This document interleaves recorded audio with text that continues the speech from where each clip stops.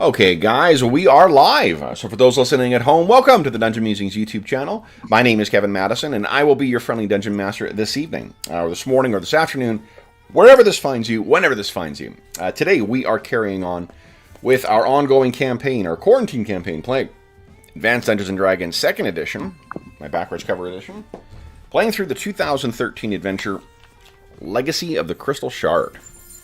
And we are also incorporating some material from the recent, at least recent at the time of recording, Wizards of the Coast release, Icewind Dale, Rime of the Frost Maiden. So if you are intending on playing Rime of the... I'm telling them, playing Rime of the Frost Maiden, this will contain spoilers and some material from it. So if you are intending on playing Rime of the Frost Maiden, I would come back to this at another time. If you are not intending on playing Rime of the Frost Maiden, or you don't give a shit about it, well then, welcome! Let me introduce you to the stars of our campaign, the Quarantine Crusaders themselves.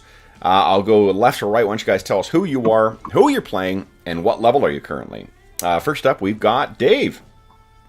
Hey everybody, I'm Dave. I am playing Lex Wiltshire. He is a level 7 half-elven ranger of Myliki, and he's creeping up on 8. So. Wow, getting there. Next up is John. Hey everyone, I am John, and I'm playing Falcorel Hawkfriend. He's also a half-elven ranger, but he's also a cleric, both level 7s, and he is a long way from creeping on level 8. Yeah. It's a long walk for those multi-classers. Next up is Mo. Hi, I'm Morris. I'm playing Thomas Branner, who is an 8th level fighter, and a long way to go to 9th. And last but certainly not least is Andrew.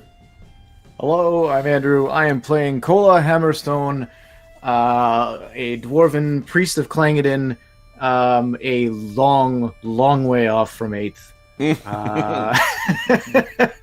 Quite on par, or quite on theme. Yeah, great. All right, so then, guys, last session we spent a great deal of time kind of taking stock of where we are in the game and what you guys had, what the progress or what things could be drawn from your past experiences with the Queen, what do you call it, the Frost Maiden herself. What happened last time, guys? I think we, ran into a little bit of trouble at this laboratory slash huntsman's lodge in the form of some cold light walkers that had us quite surrounded. Yep. Yep. Tom, Lex, and Kola just barely managed to get out of that one.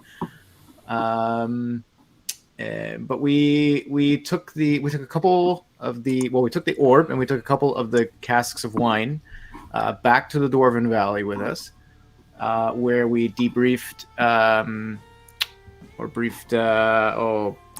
Ben Rubii. Von Ben Rubii, that's right. But what we had found, told him about the artifact.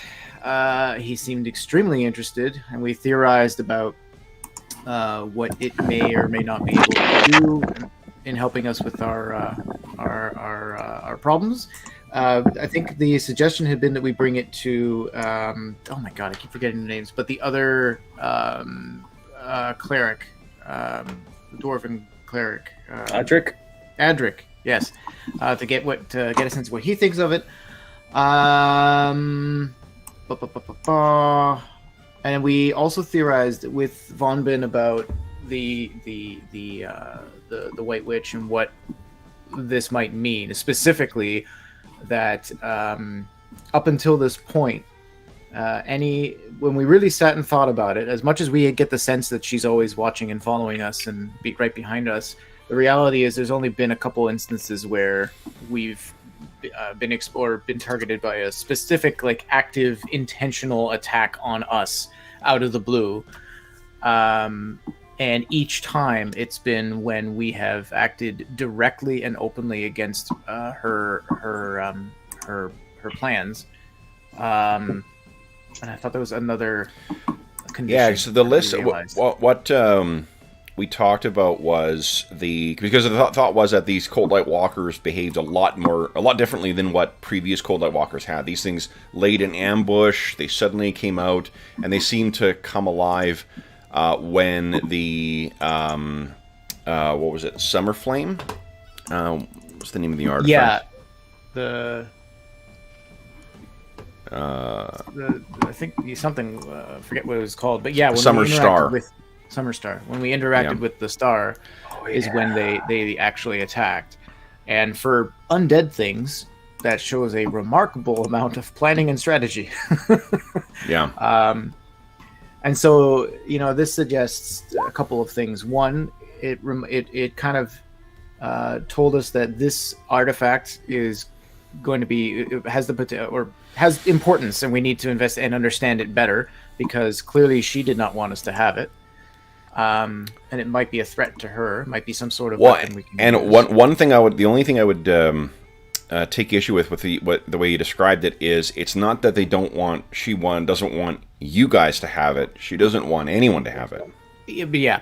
And that's the thing that was sort of the revelation from last time, was talking over the times you guys have faced her avatar, or some direct force of it has been, going back in time from where we are in the campaign. The Howl of the North was seemingly directed at you guys, but that's after you guys fled from one of her powerful avatars, or powerful minions, that white dragon. You faced her in the cave at Evermelt, and you faced her when you accessed one of the Black Ice Berserkers' amulets, Black Ice amulets. And she seemed to have a connection there. Otherwise, what we were talking about is, like, can you think of a time when she's been able to deploy forces directly against you? Or she's been able to find you? Yeah. And that was, I think, the second revelation, or second kind of thing that the party kind of came to understand through this process, was it was the first time we really consciously sat there and thought about the limits of the White Witch's powers.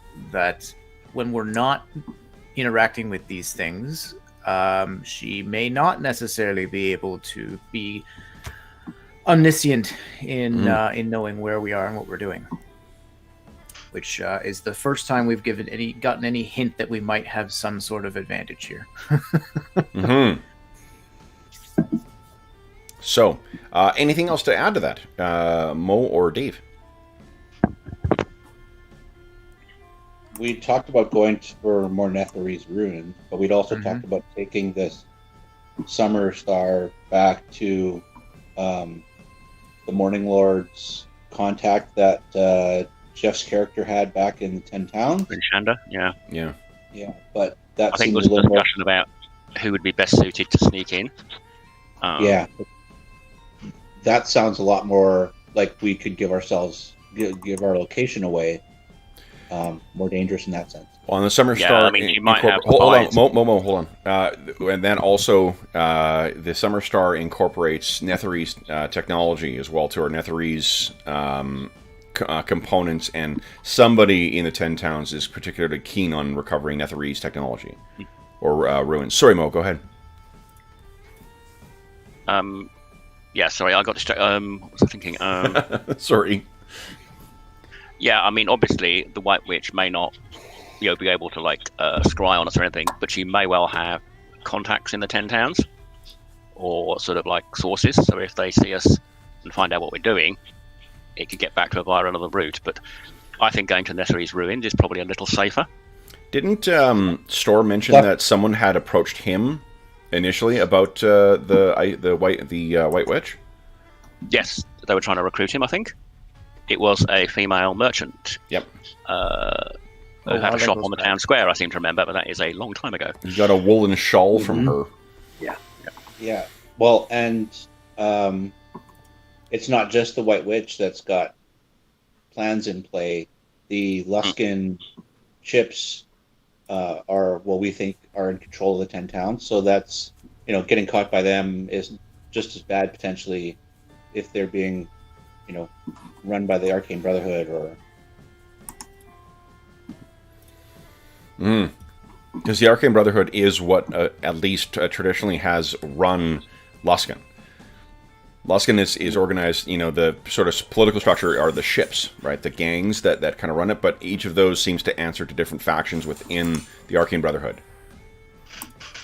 So, yeah, you can kind of speak of, at least there was a time, and maybe it's ascendant again, when speaking of the power of Luskan is synonymous with the power of the Arcane Brotherhood. This is an out-of-character question. Is this one of the campaigns that you allowed clerics to cast and identify because we never have mages show up? Yes. Okay. Yeah. Only D&D in... no offense, Brandon. No offense, Brandon. In a canoe trip. The later editions end up spreading those powers around more, and they make it easier to identify items, so... or later versions of D&D. So for 2E, that's why we've got identify as something on divination as well. I think that is a house rule. It's not something that in pre-spell compendium they added, I think. Let's see. I'll double check that. So then, guys, where are you thinking of? I guess first off, are you thinking of heading out to the ruins where you met up with Grim again? Are you intending on heading to the ruins where in the Caves of Hunger, or what? My vote's for the ruins. Ruins. Mm-hmm. Well, was there some further down stuff we never went into? I know there was some areas going in the Caves of Hunger. We barely... The Caves of Hunger, I'm pretty sure we finished. No. No? You guys saw that thing in the ice wall, and you guys were like, nope, we're done. You guys also found that whole board in the ice that Store told you was supposed to be the... some of the travelers going over had spoken of the ice worms, the Remorazes, that burn their way through the frozen ice. Think of something like a magical heat radiating centipede the size of an adult dragon. Sounds like we need to find a new cave. Yeah. Because the other thing was like a Cthulhu-esque type hunger beast, and that we were running from that. There's no way. There definitely was. This is where you found that severed golem head, and there was that tourist kind of station in there too. So there seemed to definitely be more parts of that fallen city. We could probably explore around there, but we don't have to go back to the Iceworm Cavern or the... Well, it depends. What I think what you were waiting for with the other was triggering the teleportation. There was that upside down tower. There was at the very bottom a platform that Grimm seemed to think could transport you to the city proper. Mm-hmm. Want to go press some buttons, Cole? Without Grim, I feel slightly less motivated, but I'm still interested. I really do think that there are a lot of secrets down there, or could be information at the very least that we can use against the witch, because we barely scratched the surface. And or figuring out what the Summer Star does. Well, there is that altar to the one previous Mistra god that we might be able to use. Mistral, yep. Oh, the one that was on the ceiling that we... Yep. Yeah, that would be a good idea to see if it can tell us anything about that. Yeah, I love how we all just, ancient, forgotten magical, altars and stuff. Great. All of this is a great idea. Nothing could possibly go wrong with this. And definitely safer than facing Grimskala again. Yeah, well, that's the terrifying thing. Tom should keep his Netherese sword handy in case that fireball comes around from that wraith again, or wraith-like thing. Or was that? I have. That's the other longsword. Lex has that one. Mine is the force-resistant one. So yeah, I think that would be my vote. So heading back to the Caves of Hunger then? Yeah. Do we want to stock up on any sort of alchemist's fire or stuff like that before we go? Caves of Hunger I isn't think- where the altar is. That's the one where we found Grim over here. So there were a couple things that you found. There was a broken altar to Mistral. So hold on. What is it about the altars that you think that you're going to be able to do anything with? Remember, the only thing it really did was you were able to identify magic items using it. That's the only thing you've seen it do so far. And the priest can do that. Yeah, just, I mean, like if it'll help. I think with if you guys have an idea of what like you're hoping to get out of the thing.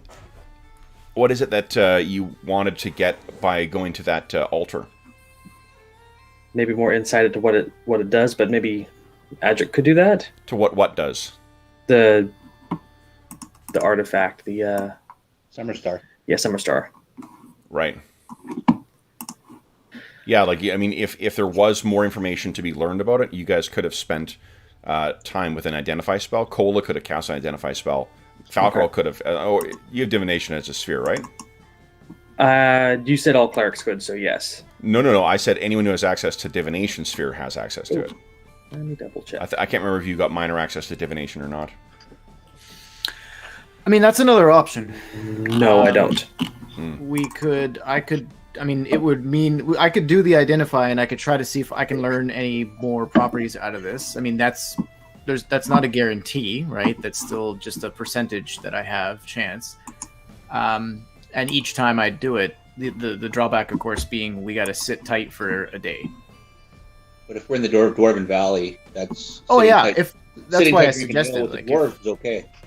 Yeah, if we're gonna do it, then I suggest we do that now because we're safe. And possibly I could even perhaps enlist Adric's help in doing it. I don't know. I could go chat but that doesn't work the same way mechanically in 2E that it would in other editions. So it'll still come down to me. Well, but anyway, happy to do it. But what's the saying? Cola's about as welcome in the Dwarven Valley as a fart in an elevator. So that's a fair point. Yeah. Cola, can't really, we have specific people in the Dwarven Valley that will tolerate Cola's presence. Thankfully, one of those is the Thane.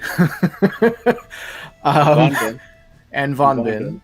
And we just brought Von Bin some nice wine, so if we want to hang out with Von Bin while you're doing this identify, I'm good. Yeah. So happy to do it, but we'll have to sit a day. So that's totally cool. But I still think the Netherese ruins are like Andrew just wants to go there and explore them as well. Mm-hmm. Well, I'd say we go to find. Is it the tower then that has the portal that Grim had mentioned could get us to the city potentially, or? Yes. Mm-hmm. Yeah, I think so.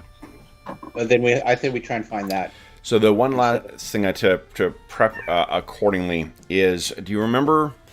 Let's see here. Those cursed things. The ones with the eye. Yes. I remember those. Oh, no, that's the Mine Runners. Where are they?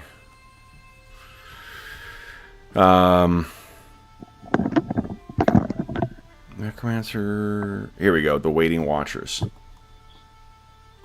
These guys. Those, you may recall, were... someone told you something about them. I can't remember which of you guys made the successful ancient history check, but someone had given an insight into what those things actually are.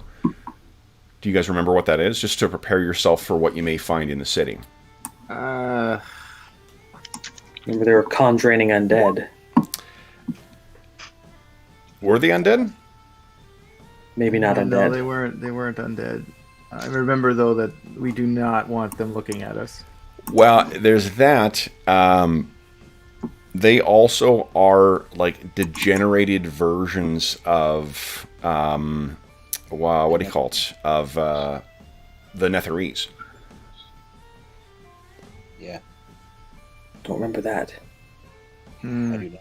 Now that So- Kev's mentioned it. Yeah, because we had talked about what a city potentially full of these things. Oh Lord. Yeah, there's that. So- Well, what if stopped adventurers? There would be none. Well, I mean, and this is the thing. There's going to be we face those down there. We face Cold Light Walkers or Berserkers elsewhere. Like, there's no shortage of nasty things Kevin can throw at us no matter where we go. So, That's why we log in. I'd use the white that's why dragon. I'm here. The white dragon is the benchmark. I nearly killed you. Logging in is to face certain death. That's why we're here. Exactly. Yeah. Yep, So yep. then, where are we heading then, gents? Well, I think Identify first. Identify first, okay. And So- I'd like to buy another spare buckler because I think I'm down to my last one. So Sure, yep, you can find I don't know that. if there's anything else. I've noticed I've actually got some healing potions, some antitoxin. Do we want some? Have we got holy water and things? You can get holy water, yep. All that stuff's right out of the PHP. Yeah, I think prices for Yep. holy water is right out of the player's handbook. And then identify. I've got a few vials of holy water and a few vials Oh, right. oil. But I Right. mean, you want to grab a few extra? Sure, knock yourself out. I've Oh, I got think two we've and a got half some. healing potions. We've got 2, according to my character sheet. See, I've got 3.5 potions. No, I think we're good just as long as we had enough to. If someone really get hits hard, we can at least stabilize them and not let them die immediately. And you do have 2 clerics that can cast healing spells. Oh, last time, I think I remembered. Funny story. I still had my THACO listed at 18 for the longest time after moving up to 7. Wow. Yeah. So that's finally down to 16 where it belongs. Yep. Well, they a little more successful with the spiritual hammer in future. Yeah, maybe. All right, so then Cola, where do you want to be casting this identify spell? This in Well, your as I said, quarters? I think within the whatever room that Von Bin has housed this in, I don't, there's no reason to go anywhere else. And as we said, Cola's not welcome anywhere else anyway. Yeah, you're going to need 8 hours to purify this thing to sort of get yourself ready to cast this. Mm-hmm. So, Yeah. what is anyone else have anything interesting they want to do during that day? Or should we skip to, it's just commerce you guys are engaging in? Does anybody have any mortal wounds they need looked after? Because I've got a 4th level spell. I'm down Dex. I don't know if that'll help.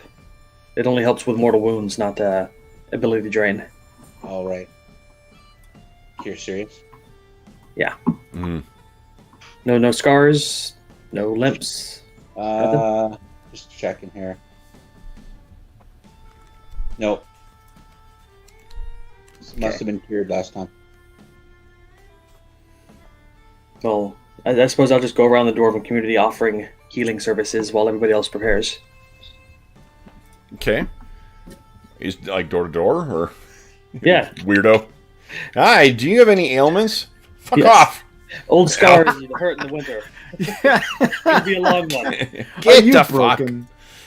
All right, then, Cola. So you are 7th level right now, which means you have a 70% chance of getting some information from this. Go right ahead and make a percentile roll.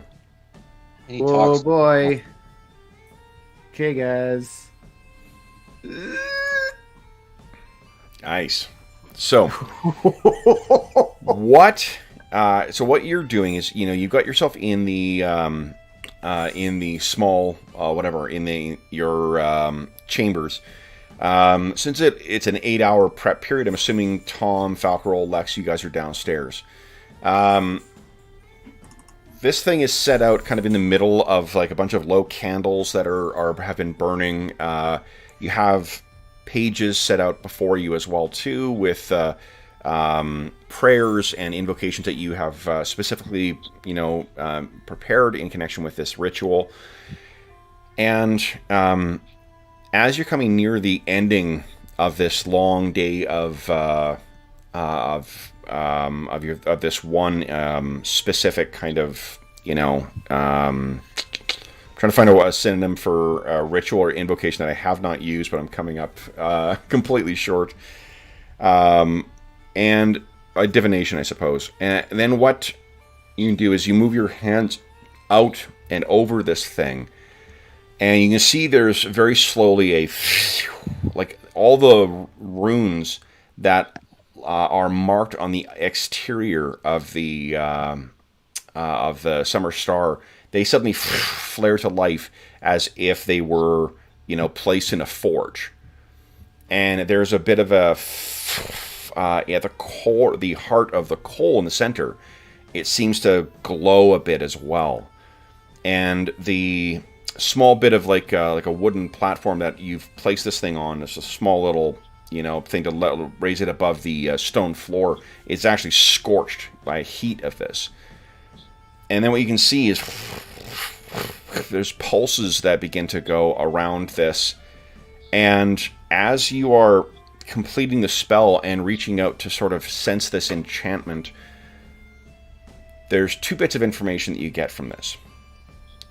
The first is that the enchantment that is in place on this is incomplete. There's a reason this thing has been having mishaps. Because it's just the fusing of the divine magic of a Monitor and the Netherese stuff has not properly fused.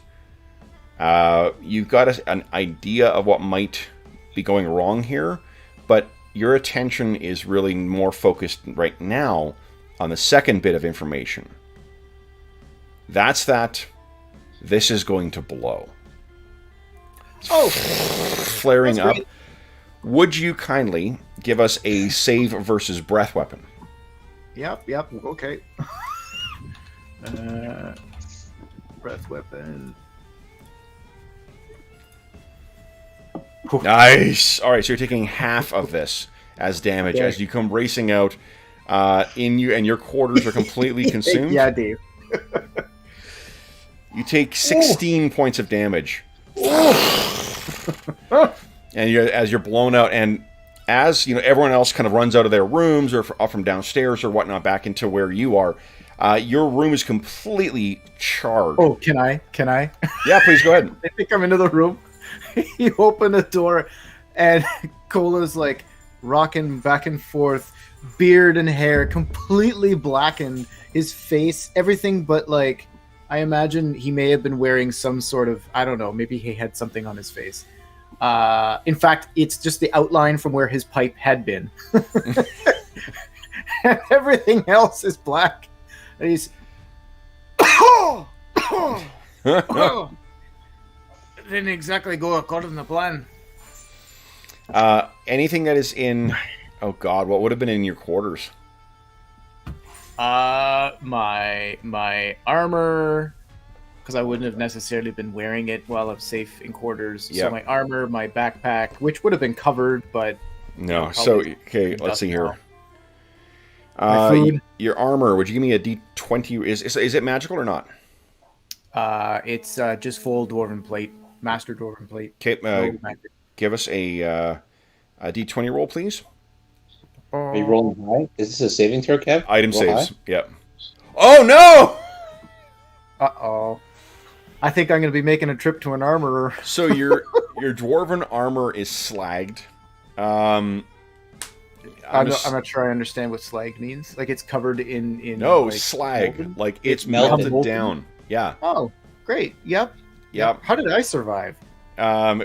You got yourself out in time. Yeah. Maybe the armor was like between. Like I managed to get behind something in time. Yeah. The armor took the brunt of it.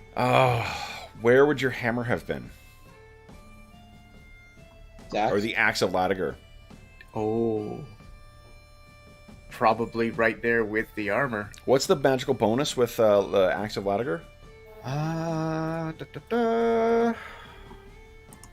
It's a +1 attack, +2 damage. Okay, so give us a 1d20 plus 1 roll, please. Maybe Clangadin's cleaning house. Yeah. That's what Maybe. you get. Oh. No problem. It is undamaged. What else is in there? Oh.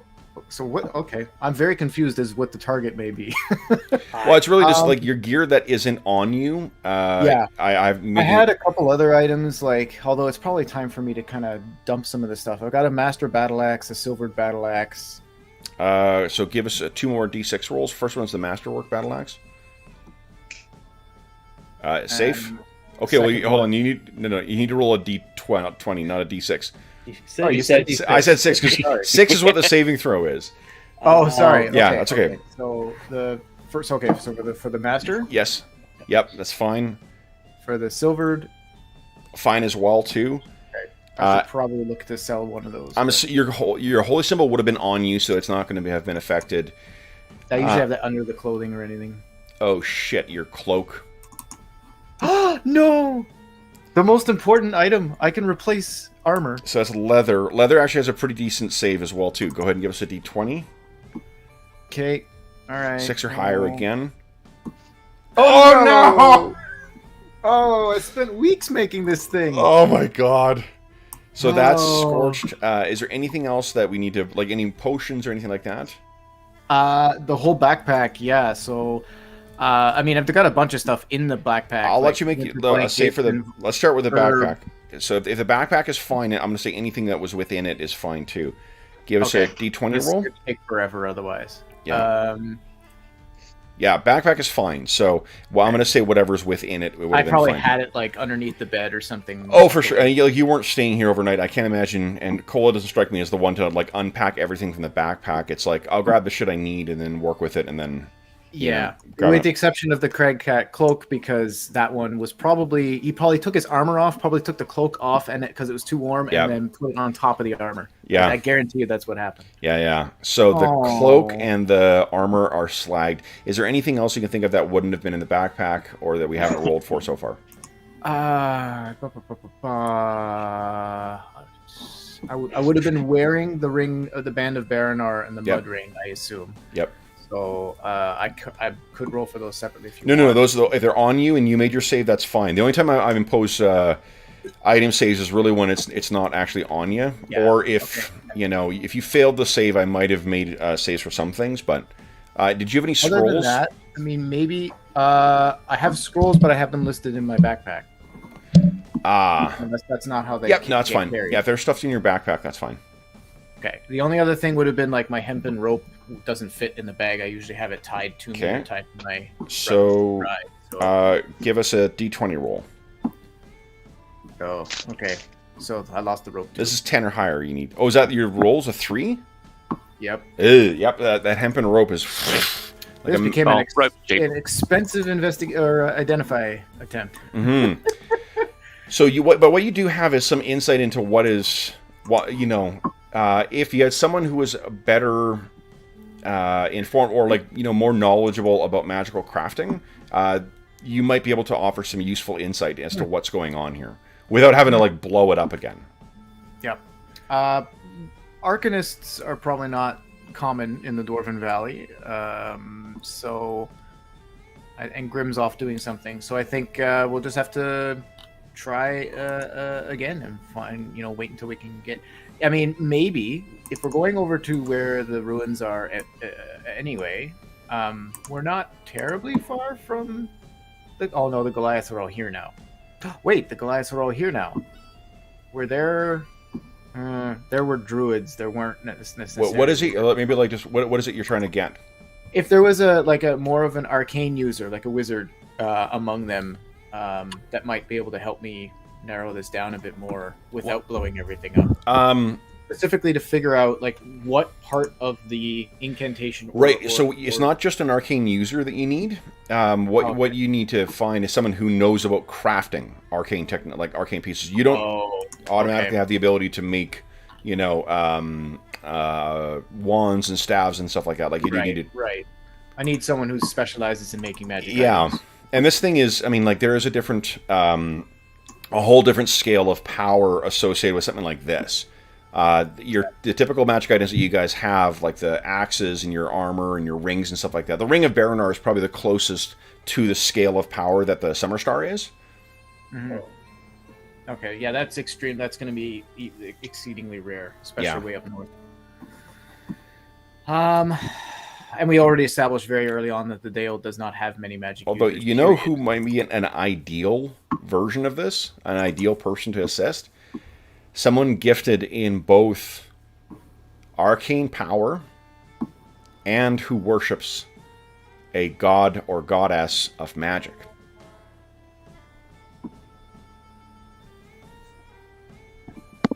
Was that our contact in Bryn Shander then, you think? No, I don't think I there's thought you anyone in were Bryn cleric. Shander. Nope. Magic users are. But where would you maybe find something like that, guys? Someone who worships a Candlekeep? god or goddess of magic and also has a potent arcane power.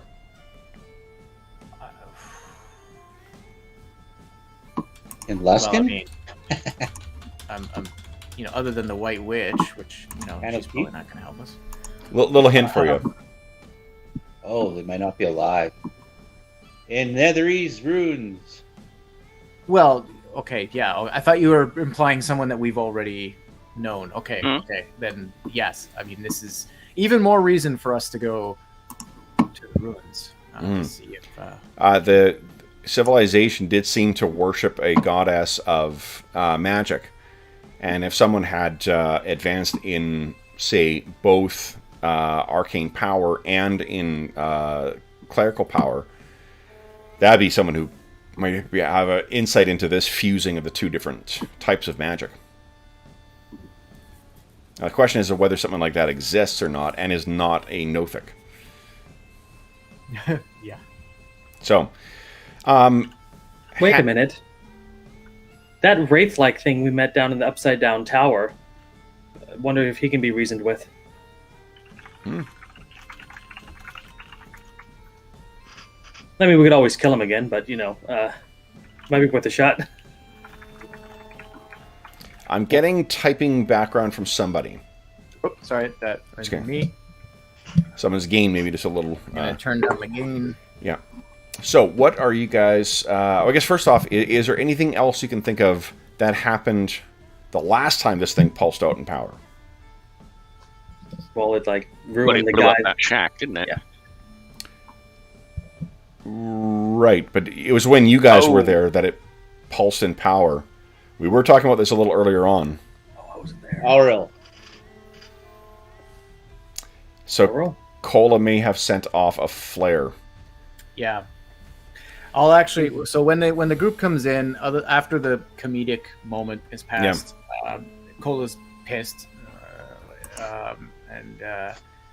by Moradin's beard. Specifically, I complain for a bit about the Crag Cat cloak specifically, ad nauseum.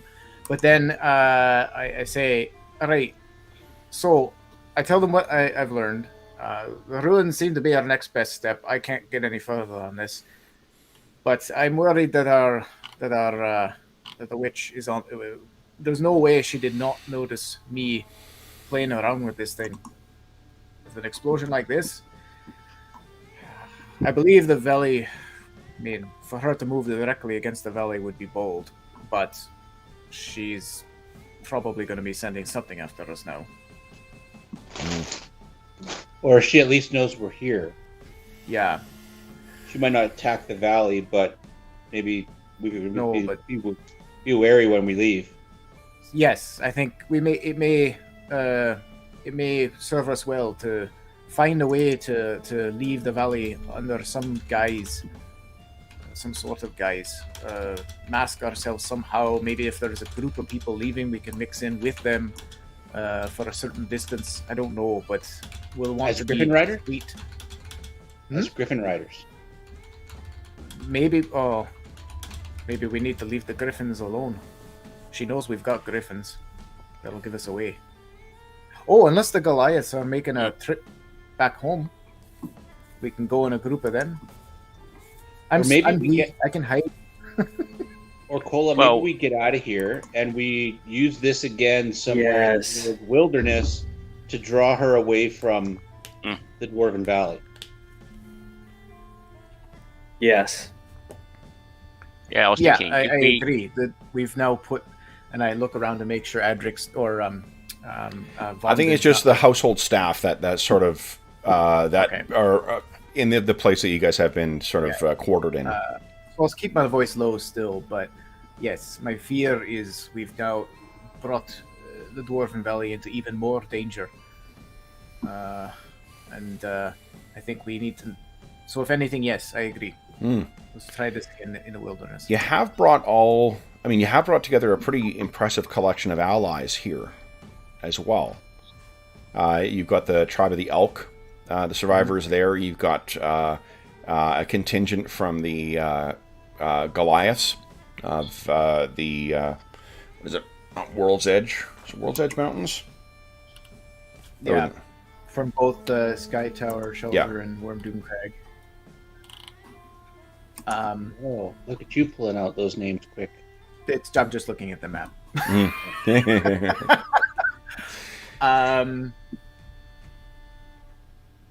Yeah, I mean, we could... I think, those allies we can trust to help keep the dwarves safe, but I agree that we should, not... We should definitely try to draw her attention away, protect our allies as much as we can, and unfortunately, in this case, as much as Kola has mixed feelings about being in the valley, but it is still his home, and there's a part of him that enjoys spending time here if he can, even under these circumstances. No, he needs to, especially given everything else that's happened, his first priority right now is to protect the valley. So where do we want to go to try and draw away? Maybe somewhere near Bryn Shander? Well, I say there's no reason why, if we're heading east, I don't say that we need to necessarily change our direction. It's more about just making sure she's not watching the valley.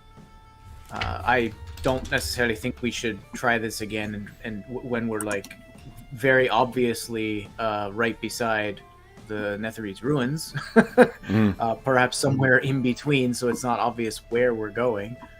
But because as soon as we do it, she's going to attack us. Right? If we want to go east and south, we should go north and half a day, and then do it, and then fly. Agreed. Do we know what sets it off? What sets this thing off? Yes.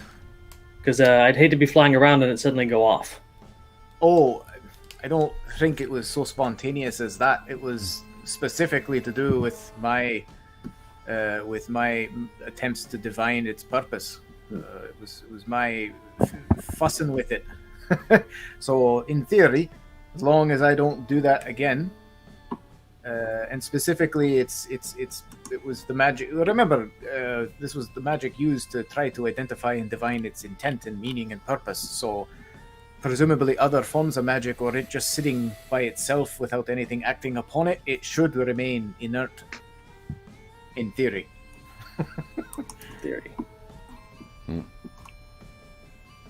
Tom thinks maybe we should try and do something with it near Bryn Shander and try and draw the attention of the White Witch towards the Luskan and the Arcane Brotherhood, because they may well be both interested in the same thing. So, and then disappear off to... Isn't that more dangerous for us, though? Well, it might be less dangerous for the people living in the valley. Well, but if we could just go into the wilderness somewhere and do it, and not be at risk of getting caught by Luskan. Yeah, problem. I see the logic, Tom, in trying to draw her ire towards people that we also deem as enemies, and try a two birds with a single stone kind of approach. I appreciate the thought there.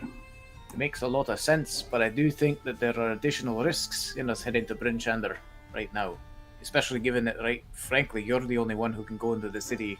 I was thinking maybe doing it nearby, 2 or 3 miles away. We can set it off and then just fly off. It was Tom's idea. We wouldn't Well- actually physically go inside the city. I think, I think I should clarify here that setting it off was by no means, if it's not obvious from the state of my room here, setting it off was not intentional. It was quite an accident. Perhaps something I should have been aware of.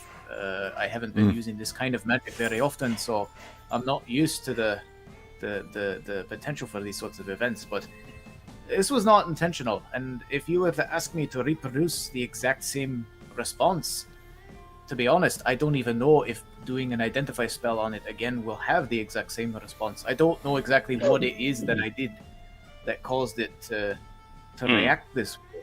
It could have just been my spell.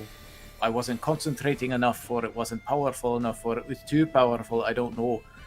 So setting it off is not exactly something I can guarantee, number one. And two, I don't think we'd want to leave it.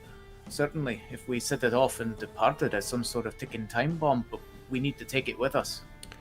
I think So what if we, and ignoring the fact entirely that wherever we do this, we all need to remember, I need a full day's rest after doing this. I can't just like, we're stuck wherever we tries to do this, so we should pick a spot. We're gonna have to think of a plan to deal with. She's going to come at us when we do it, so we're gonna have to plan ahead. Well, I think what Tom, just to clarify, Mo, you tell me if I'm wrong on this, but I think he wasn't suggesting of leaving it behind. It was like pulsing and then moving. Yeah, but I guess the thing is the I can't really move when I do it. The Arcane Brotherhood does seem to have usurped the 10 towns through the through its Luskan agents. But does that make all the inhabitants of Bryn Shander complicit? That's another point I have concerns about. Like, I want to protect the valley, and even if the 10 towns has come under bad influence, I don't want to harm the innocent people that live there. Presumably, after this is all said and done, they might be allies, and we want to try to unify the Dale. So I fear that drawing the attention... all we're basically doing then is drawing her attention from the valley to the 10 towns, and that's no better. Well, we do have opposition in there as well, so... But True, I mean, this is the sort of thing we may have to make some decisions about, this is a very powerful entity. We may have to take some fairly hard decisions here and say, Agreed. right... We may reach a point where... I think I agree that we may reach a point where we need to make some hard decisions, and that might have some heavy consequences in the form of people's lives. Sure. I think we might be a ways off from that yet, though. I think that there might be a way to try to protect as many innocent people, because these are just fishermen and hunters trying to make their living for the most part. And if say she sends a white dragon, or she sends that howl storm, and it like destroys Bryn Shander, so it killed like 20 Luskan people and a couple thousand innocent people. Like, that's not. Yeah, I'm not down for that. Well, we could try and set it off somewhere in the wilderness then. That's what I Yeah. said. I think. I mean, of course, we don't know if the Arcane Brotherhood might not notice this. I mean, they are presumably fairly powerful magic users in their own right. They may notice a huge magical burst of energy. What have you noticed? What have you ever been exposed to in this game that leads you to believe that might happen? Nothing, just conjecture and. Yeah, Well, like one of the things with magic second users edition is that, like, it's absent it being something of phenomenal power, you're pretty much able to rely on, if it ain't in the book, your adversaries probably can't do it. Okay, so you need to be sort of like demigod or very powerful to do it, not just an ordinary highish level magic user. Okay, well, Yeah. Like, think of how a scry spell works, right? A scry spell requires you to be targeting something, and the chances of it succeeding is based on, yeah. It just, the reason I wanted to correct you on it is just to give you an idea of what the limits of the power are. One of the things with AD&D is that, like, it's not like some other games where it's kind of like the power level and whatnot can be whatever supports the fiction. The characters that you're facing, absent them having access to some other kind of like artifact or something like that, they're not going to have that kind of ability. no, I mean, Yeah. yeah, I suppose if they actually if they knew about it and they had records of it, they might be able to scry, but that's a very low percentage. So Well, that's hold on, the but White Witch it's can only this is detect a us sui when we're doing- generis artifact. This is something that someone's created. You guys have never heard of anything like this before. Yeah. There's no reason. What to think records would there be Arcane of it? Even know that this thing exists. However, So they Oh, wouldn't- of course, yeah, because it's a mashup of yeah, old Netherese deck. It's not like a Netherese 10,000-year-old artifact. Right. Yes. So Okay. they would have So to let's know try and set it off in the However, wilderness then. to Mo's point, you did read that letter. True. Oh. And Well, do we think they might be Arcane Brotherhood, or they were? no. They were the No, they were going back somewhere though, weren't they? one of the people working on this, Copper. Yeah.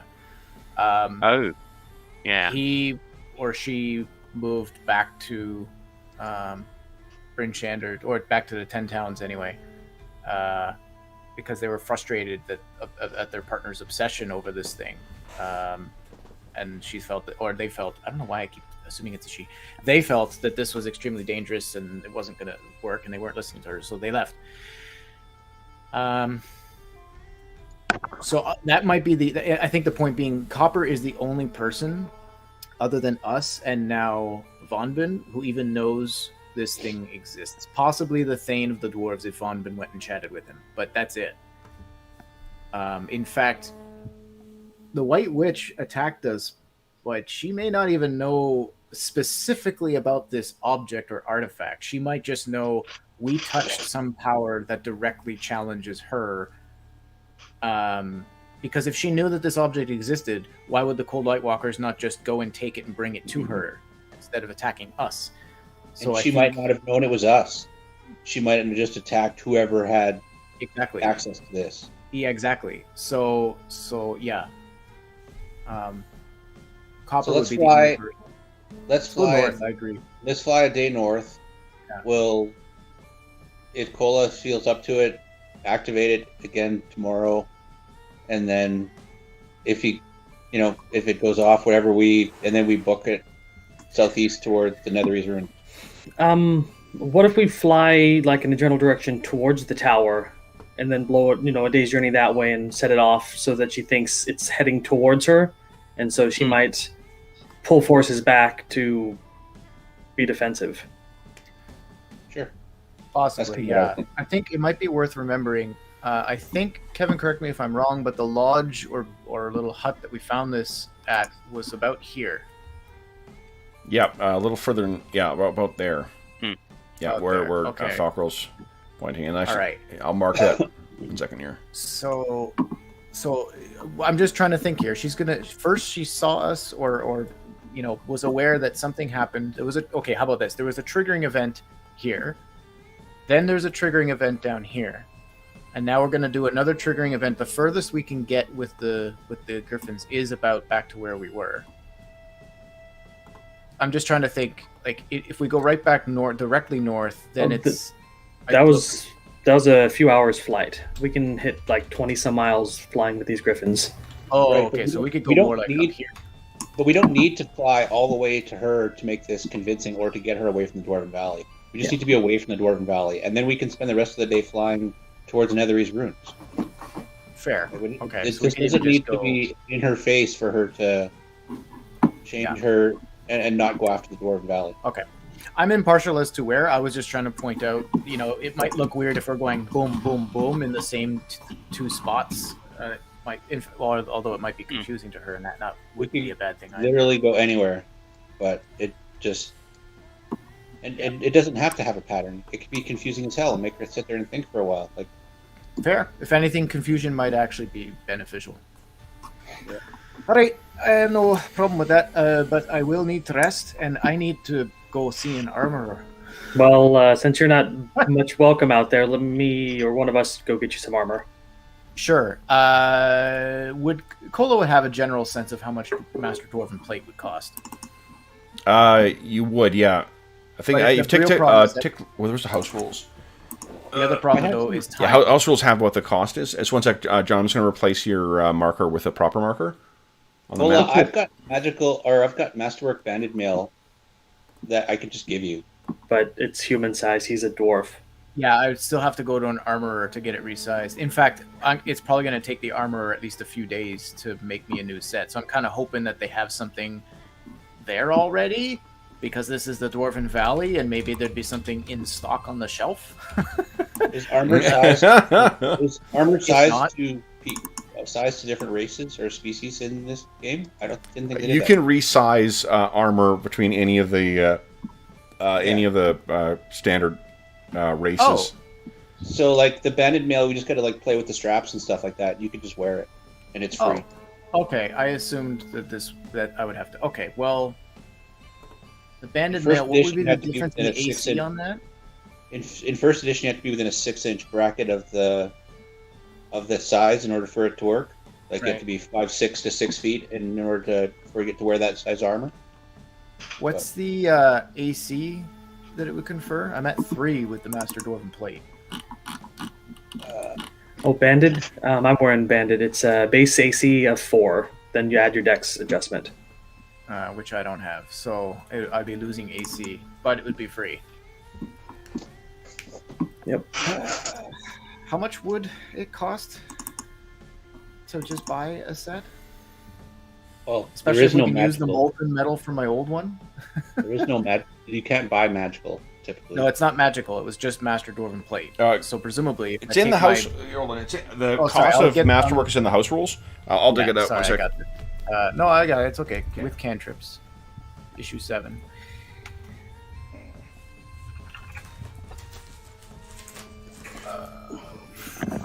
Equipment. Because I'm thinking if I've already got, if we can just melt down my current armor, maybe I can get a bit of a discount and just pay for the labor. That's already taken care of. Slag is the bad stuff left over once you melt the metal down. Oh, I so see. if it's So been never slagged, it's worthless. I see. You ever driven past Kitchener at night? I live in Kitchener. Or not Kitchener, Sudbury. Oh, Sudbury. No, but I live in Hamilton, so I also know that smell. Yeah, because Sudbury, at night you can, when they're dumping slag, you can see it. It looks as if the mountain's on fire. Yeah. And fair masterwork is 10 times the cost of the normal armor, There you go. Thank you, enough. John. Where is okay? That'd be good. So 10 times the cost of normal. and it's armor. 10% lighter. And potions are 200 gold. Anybody want to get on potions? No, I've got 3.5, so I'm good. I'm buying 2. Okay. Apologies, kind viewers, for and gratitude for your patience while we. Well, no, it's a learning opportunity when you're playing with potentially unknown magic items. Put your gear in another room. This is yes. Do your This is- do your identify spells in a just common robes in case everything blows up on you. Well, this is the first time you've ever seen something like this happen. Like it's something you did see. I think actually, yeah. Yeah, this happened at the Black Cabin when you guys tried to pick up the artifact as well. I kind of actually think this makes a lot of sense in the narrative too, because Cola, like, just playing with the idea that you've house ruled that I can do this, but normally, of course, I would not. So I think we can play with the idea that this is magic that Cola's not used to, and so he wouldn't have known to expect fallout like this. Mhm. But It is neither would Grim because he's identified stuff before nothing's ever blown up. Yeah. Okay, His so- explosions are all intentional. Plate is 600 gold pieces, and you said it's 10 times the cost. For masterwork, yeah. Whoa, wait a minute. If you've got 6,000 gold, 600. you've got to have a discussion about. Oh no, I've got 600 gold and I've got 26 platinum. Give me 1 sec, guys. I'll be right back. Oops. So not enough. We have Lex bunch of Lex comes into Cola and he's like, "Yeah, you seemed pretty upset about your Crag Cat cloak, my friend. Here, I worked for weeks. It he was a drapes matter of his Crag Cat cloak around you, and he says, "You can make me a new one next time you get the leather." Pats you on the shoulder. you almost you see his Cola's face kind of like. Dwarves are hardy creatures, and Cola is tough as nails in most circumstances. Except when he kills And you Mom. see his face, his left eye looks like it's on the verge of breaking a tear. My friend, you are well and true. it was a gift, but if you are serious, I will absolutely make you another one. Perhaps, Good. friend, we'll go hunting together. I'll bring you some leather. Might not be cracked yet. I thank you. Well, he's also got that cloak of arachnidia he can climb around in, so... A cloak with actual mechanical benefits to the game is probably more useful than my aesthetic only one. Mine will now only be aesthetic because my previous Kevin's not even here for any of this. He just missed a great little role play thing. That's okay. He can watch it back and give us experience later. I'm still here. My like specifically Cola's Craig Cat cloak did have mechanical benefits. He granted me a plus something, I forget what it was, but it was a bonus on initiative rolls against Craig Cats and against I think Goliaths, just because of like how well I had crafted it. So now this cloak is only so Kevin Lex very nicely gave Cola his Crag Cat cloak. Okay. We will go hunting at some point in the future to make Lex a new one. Are you taking the Masterwork Banded meal? Yeah, I'll take that because I don't have enough money to go buy new plate. So I'll just. It was a gift from the dwarves of the Dwarven Valley, so make sure you take care of it. Don't let it slag. Hey, thanks for that, Lex. Both of them were gifts from the Dwarven Valley. But yeah. Okay. Tom's looking pretty beat down. I need to buy more rope. Just offhand. Yeah. So you can assume that you recovered one night's worth of sleep. So I think you would recover what, 1 hit point overnight? I'll cast a Cure Moderate on him to help him along. Before I went to bed, I'll take if I'm gonna be sleeping anyway, I'll cast Cure Light on myself a couple times to. Don't forget, we had a lot of people hit with dex penalties. I can't fix that. That's got to be the ring. Yeah, we don't have enough charges. Well, yet. I'm at -7 currently. You're at -7 dex? Or you mean down 7? Oh my Down God. 7 to 9, so yeah. Holy shit. I'd forgotten that. I was just checking my notes from last time, so Well, doesn't that heal over time, hopefully? No? Oh, no. I'm down 3 dex. can we find some friendly cleric in the Dwarven Valley who can help us? Restoring ability damage is really powerful magic. Yeah, that's not small magic. So are the guys that are killing us. Yeah. Hey, Cola, you're not going to like this, but maybe you could party with the dwarves tonight so we can get some charges back. I don't think he's welcome. It's not a matter of me not liking it. They won't like. They won't let me. Slip the ring on Falcarel, and Falcarel and I will go drinking with the dwarves. That's not my god. Attuned to it. And yeah, there's no reason to believe that Baranor would help Falcarel. Oh, we also did roll last time to see how many charges you were getting back. I mean, you got, with your celebration from last time, you guys recovered a substantial amount of charges. Oh, yeah, hold on a second. Let's see. You should. I think you got 5 back last time. Yeah, it's specifically the restoration spell I need, right? Mm-hmm. Yeah. To help his dex. Okay. So yes, you're totally right. I forgot. We have 13 charges, so I can do a single casting of restoration on Tom to bring your dex back up, because that is bad. Let's see. How many- what does it heal? I'd have to look it up. Restoration's a 5th level spell. It's something like a D4 -1, or since it's in that sort of level, I think. No, you're thinking of 3rd edition. Yeah, quite possibly.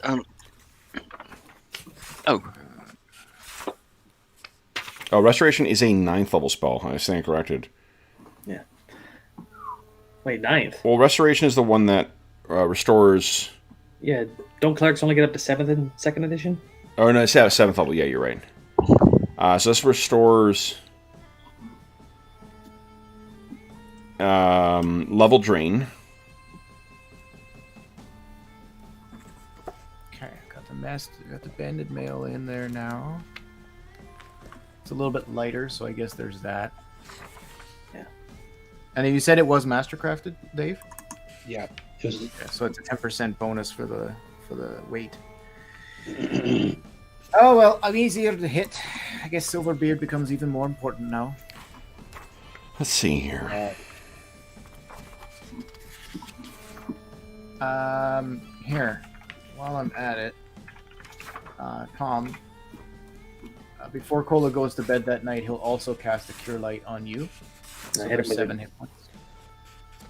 You mean Cure Mod? Or, oh yeah, sorry, Cure Mod, sorry. Yeah. So I hit him with 1 too, so he should be goodish.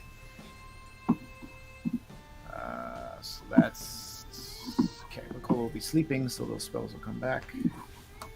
Oh, then, I mean, now, Tom, you're above. You can't... You max out at 55.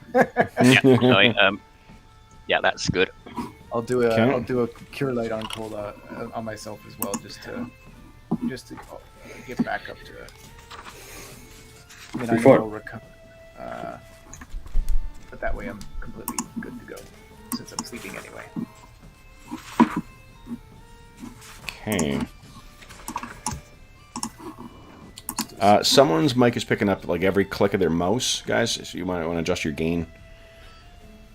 Just to clarify, Kevin, it was an extremely nice gesture of Lex to give Cola his Crag Cat cloak, so Cola has one. Yep.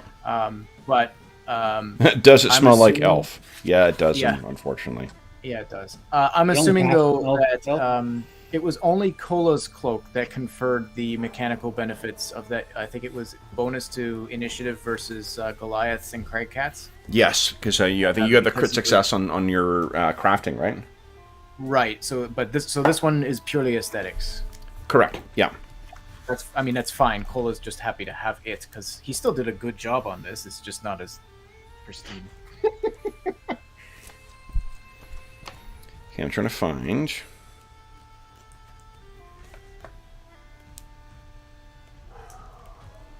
Oh, and it's saying hi to somebody. Yeah, I should pick spells for me. Okay, I'm checking healing here. Or is it?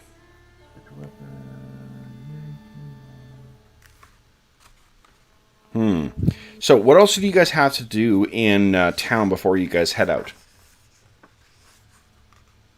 I think I was going to pick up a spare buckler because I. Yep, so you can do that. Cost will be out of the PHP. And I'm going to pick up some... Oh, go ahead, sorry.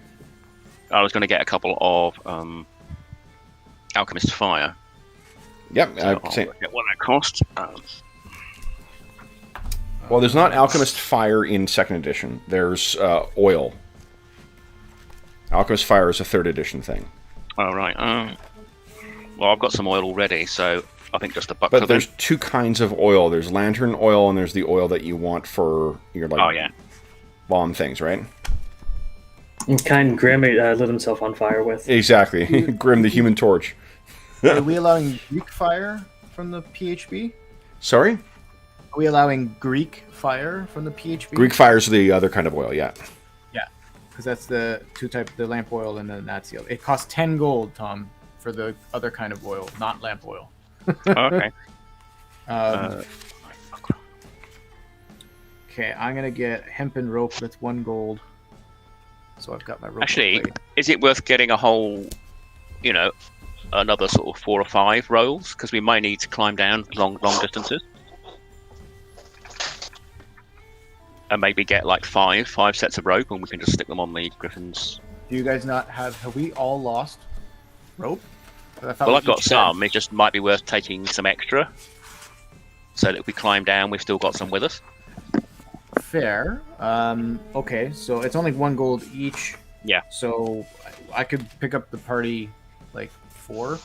Yeah. And then that's 200 feet of rope we've got combined. In fact, maybe I'll buy it in 2 sets of 100.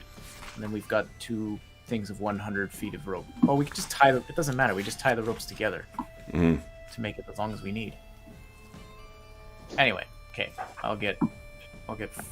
So each of us will have a brand shiny new length of 50 feet of hempen rope. Okay. So everyone's got some new hempen rope. Mark off 4 gold. New rope? Rope. Yeah, you have a new 50-foot length of hempen rope, Dave. Is that the one that weighs so much, or are you getting a lighter one? That's 10. That weighs 10. I think we just get the heavy stuff because we're going to be carrying them there on the griffins. So Well, sure, but once we get down into the caves, we're on our own. It does. yeah, get but I'm heavy. pretty strong. I can carry the extra rope without really. It's check the weight of it. It's Yeah, Tom, Yeah. it's 20 pounds per Yeah. 50 feet. Remember, So- travel cleric, I can half the weight for like 8 hours. Likewise, if I take that, well, yeah, I think I can. But we could go with the silk. It costs 10 times as much, 10 gold piece per 50 feet, but it only weighs 8 pounds. So if the party's willing to toss over 40 gold, I'm already carrying a 50-foot silk rope, so okay, Yeah, then well, you're yeah. good. So 20. If Tom and Lex want to, well, Lex, forget about it. You gave me armor, so I'll call this even. Well, not even by any means. Lex has already got rope. Okay, then great. It's just Tom and I that need it. Yep. So then that's fine. 20 gold. We'll get. Okay, I'll take that one off 60 mine gold. then. okay. But then that's way lighter. And I'll be down to 620. Okay. yeah, sorry for the occasional mouse clicks. My mic can get sensitive. Oh yeah, no, that's fine. John, just if we just keep an eye on it. That's And I try to. My mechanical keyboard can be. I try to keep the Yeti away from it, but that's okay, guys. I need to get a boom for my mic so it's away from my mouse. well, I've got the boom too, and I've got the mic set to only pick up from the front, and the gain is all the way down, and yet, mechanical keyboards, you can only keep them so quiet. So one of the things, hold on, we could try is we do have a new feature on meats. Hold on here. To minimize. yeah, do- to filter out sounds that aren't. Oh, maybe this is why. I'm getting this weird buzzing today, and I don't know what it's from. Yeah, I've heard that occasionally, a little sort of buzz in the background. I thought it Yeah, might be yeah, mine. and I'm not sure where that's from, because we normally don't get that, and I wonder if it's there's. Yeah. I've heard similar sounds coming when there's a Bluetooth or cellular phone near a electronic device. It's exactly the sound I hear. Yeah, yeah. Like my phone's not near anything right now. If we Check do, thanks to Google's changes to meets coming in the future, if we do have to switch to like Discord for the audio, Discord does have sucks. Discord. I got the. So for those listening at home who may be wanting to set up streaming at the time of recording this past week, Google has pushed through a change to meets, so they're now restricting the length of time that you can spend on a call. I already have a subscription I have to pay for work for Zoom, right. so we can just use Zoom. Once this free trial period is over. Fair enough. Yeah. I just because I know Discord has a, not that I'm pushing it, I Yeah. think Zoom will work fine. I know that Discord has a noise suppression feature locked in. Yeah, I've turned off the noise suppression. I don't see that either, so there's still that buzzing. I don't know what it's from. Mo, this is not the usual headset you use, right? Hmm. I Right, wonder let me if just unplug it. Sure. I think Cola will find some place to take a bath as well. I'm still hearing that buzzing. I can try mute, see what happens.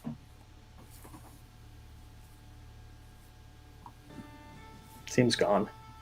Seems gone. Oh, Nope, there nope, it is. there it is. I haven't heard it at all. Yeah, there it is right there. That yow. Yeah. Yeah, so it's not on your end, Dave. I don't know what's causing it right now. All right, well let's go blow this. Well, we didn't see it Off the last stand. night, so it could very well. Mo mentioned that he's using a different headset today. It could be that it's just it's not. I mean, it's not terribly distracting. It's just a slight buzzing. So, oh, you're muted, Mo.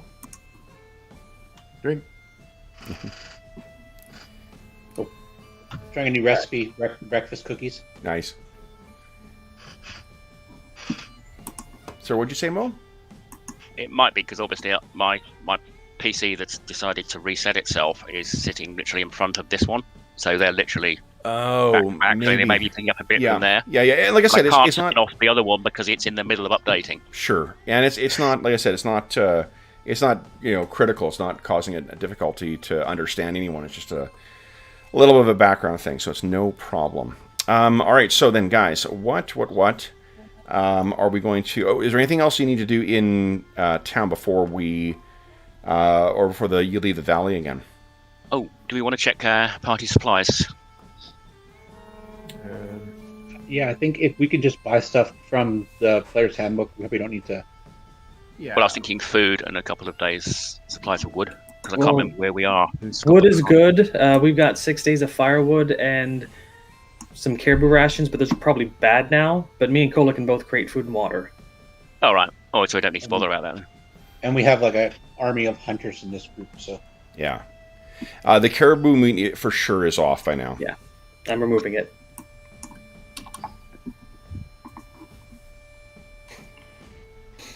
Okay. Well, Cola might go find a small like personal keg, get a couple liters of dwarven ale while he's here. Okay. Get a little taste of home. Okay. Anything else you guys wish to purchase before we head out? Let's see. We're all good for arrows. I've got a lot. I've actually got some silver arrows I hadn't noticed, so if you need that. Ooh. Yeah, are they selling silver arrows here? Because I don't have any of those. I made some. Yeah, that's where it probably came from. I think I've got 10 silver arrows, so I don't know if you want to have those because I'm not really an archer, and especially as my dex is now -7. I'm not going to be shooting at anything anytime soon. Cola was going to fix that, right? Yeah. What's the damage repair on that spell? Did we figure that out? Right. Restoration. Pretty sure restoration should fix all of it. Restoration. There you go. I got it. Blah blah blah. Life energy. Okay. Fluff. Casting the spell ages both the caster and recipient by 2 years. Oh, jeez. Okay, I did not know that. Wow. Better than being, like, crippled, right? I mean, I feel like that's worse for Tom than it is for Cola. 2 extra years for a dwarf is like a drop in the bucket. Yeah. But Wow. Tom, I hope you were a young, strapping lad when you started, because... You've aged like 10 years over the course of this campaign. Well, restoration... Well, no, the one time was like a full resurrection. Mm. Okay, so... Hold on. This is just for, like, level drain and experience. It also counts for, because a feeble mind is what reduces your intelligence down to 0. Oh. So it would count for that, and it would restore everything, but it's at the cost of a level, or 2 years, for both recipient and the other. Wow, is there a lesser spell we can cast? Holy cow. Well, yeah, actually, there's nothing in restoration for restoring ability scores. No. So that's not the spell we need to do anyway. It is, because there's not really another one. This is the optional rules for doing ability damage as opposed to level drain. Oh, okay. So has Tom's dex been brought back up to its normal by some amount, or no? His. You mean like has it before or has it now? No, it went back to normal after I got resurrected, and that wiped the slate, I think. Right, because it was resurrection. But if I cast restoration, does that do anything about your dexterity being 7 lower than normal? Yeah, it will restore 9. his dexterity back to its normal level, but it'll age him and you by 2 years. Oh yeah, that's well, the dwarf doesn't care. But okay, as long as I know the spell works. If it's not going to affect his dex anyway, then I'm not going to cast it because it's a total waste. It will affect his dex, yeah. Okay. Okay. And that's something Cola would know how that magic works. Yeah. So, great. Cool. So are you casting restoration on him? I will, yes. Okay, so then adjust your ages, guys, by 2. Jeez. Is there a way to protect from that stuff? Well, that only makes me 24. He was 22 when he started, so... There is. I've got a spell. It's like negative energy protection, but it can backfire. Well, that won't protect you here. It's not. He's not getting level drain from the aging effect of the spell. No, not the age. I'm not Just talking the about damage. I'm not talking about the aging effect of the spell. I'm talking about protecting us from cold light walkers and stuff. I mean, far be it for me to tell you how to do your job, but jumping into the middle of a bunch of them, maybe avoiding that next time. Undead or brutal? So I adjusted my age, so just so the party's aware, we're down to 3 charges on the ring. Okay. So we'll have to take some time to. So Tom, please don't lose any more abilities for a few more in-game weeks. Is there is there a list, Kev, that you've got for stuff that's not in the PHP? Is there sorry? Like for getting a keg of rum or something like that, a small cask of rum? Is there something like that? That's Well, not in the there PHP? won't be rum here, really. Oh, then we'll have to fly somewhere else. Sorry, guys. I was kidding. Yeah, this is right in the middle of where would you get the sugar to make this is the Dwarven Valley. You can get beer here. Okay, we're gonna head south to Waterdeep, and I'm gonna get a cask of rum. Then we're gonna come back, and then the White Witch. And Okay. says Lex, who's never really been a drinker, but Yeah. that's okay. All right. Anything else you guys wish to do or pick up or whatnot in the Dwarven Valley before you guys head out? They don't have any magic arrows, do they? I can't buy magic items. Just hoping I might trade something for them. What were you hoping to trade for? Well, I've got some interesting potions and that I won't use most likely. Got a potion of White Dragon's Breath. Yeah. I don't know. Just wondering if it's an option because I might scrounge up something. No. Reminder that 2E doesn't do buying magic items. That's a third edition forward idea. Well, darn. Well, I mean, if maybe just wait around for an edition, then it should be fine, but... Yeah, but you got to break the goddess of magic again before that happens. Yeah, exactly. So, what is that it for everyone's got everything done in town they want to get done. We've got restoration. Tom's got his ability scores back. Okay. Then... And my AC. What's that? And my AC. Yeah. All right, then, guys, we will take our mid-session break now, and then we'll come back and we'll see where you guys wish to go to set off this magical bomb again. And I mean, we haven't, I guess one thing to consider on the break, too, is whether by continually setting this thing off, it is damaging the artifact. So, We don't know that. we will be back momentarily, folks, while our players contemplate that possibility. So, back 5 minutes. Right.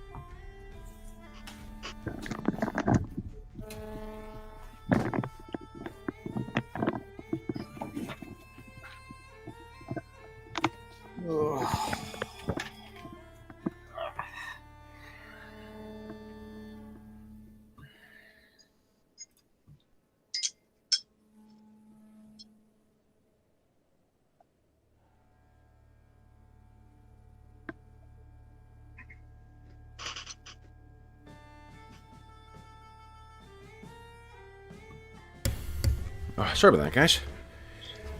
I've learned now that Anna Banana's pool, if I'm going to let her outside, I need to take the cover off right away. Otherwise, she'll just step on the cover until it's down in the water. So, okay. So then, guys, where are you intending on heading? With your griffins, we got to check the weather, of course, but with your griffins, you should be able to get, you know, like anywhere within like 30 miles, I think. I was thinking maybe do it on the shore.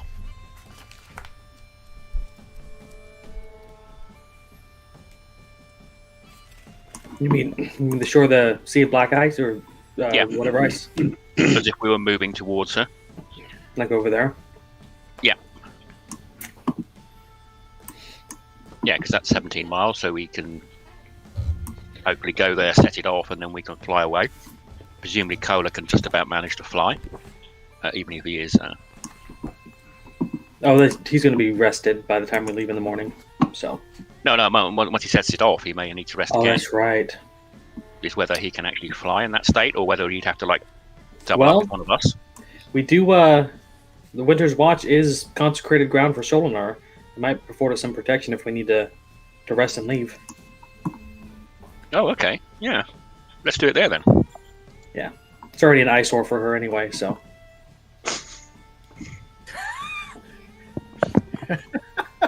I just want to piss her off, guys. It's just... Yeah, sure. Go piss off the quasi deity. That's great idea. The demigod. I think Well, she's having another full-blown game god. sent the Queen of Cheliax a crossbow bolt with her name on it. Okay, so then is that where you guys are going? Do we just watch? Why It's not? my vote. Okay. No preference, but yeah. So, Dave, would you kind of give us 4 percentile rolls? We're not going anywhere. Yeah, weather permitting, we might have to delay I it a think day or it's the so. second and third one we really got to worry about. Yeah, first one is just the chance of precipitation. So that's actually a good one. So there isn't going to be any precipitation, but the wind is decent. How far away is Winter's Watch from? You will be pushing it to get there in a day. Do we want to delay and see what the weather's like tomorrow?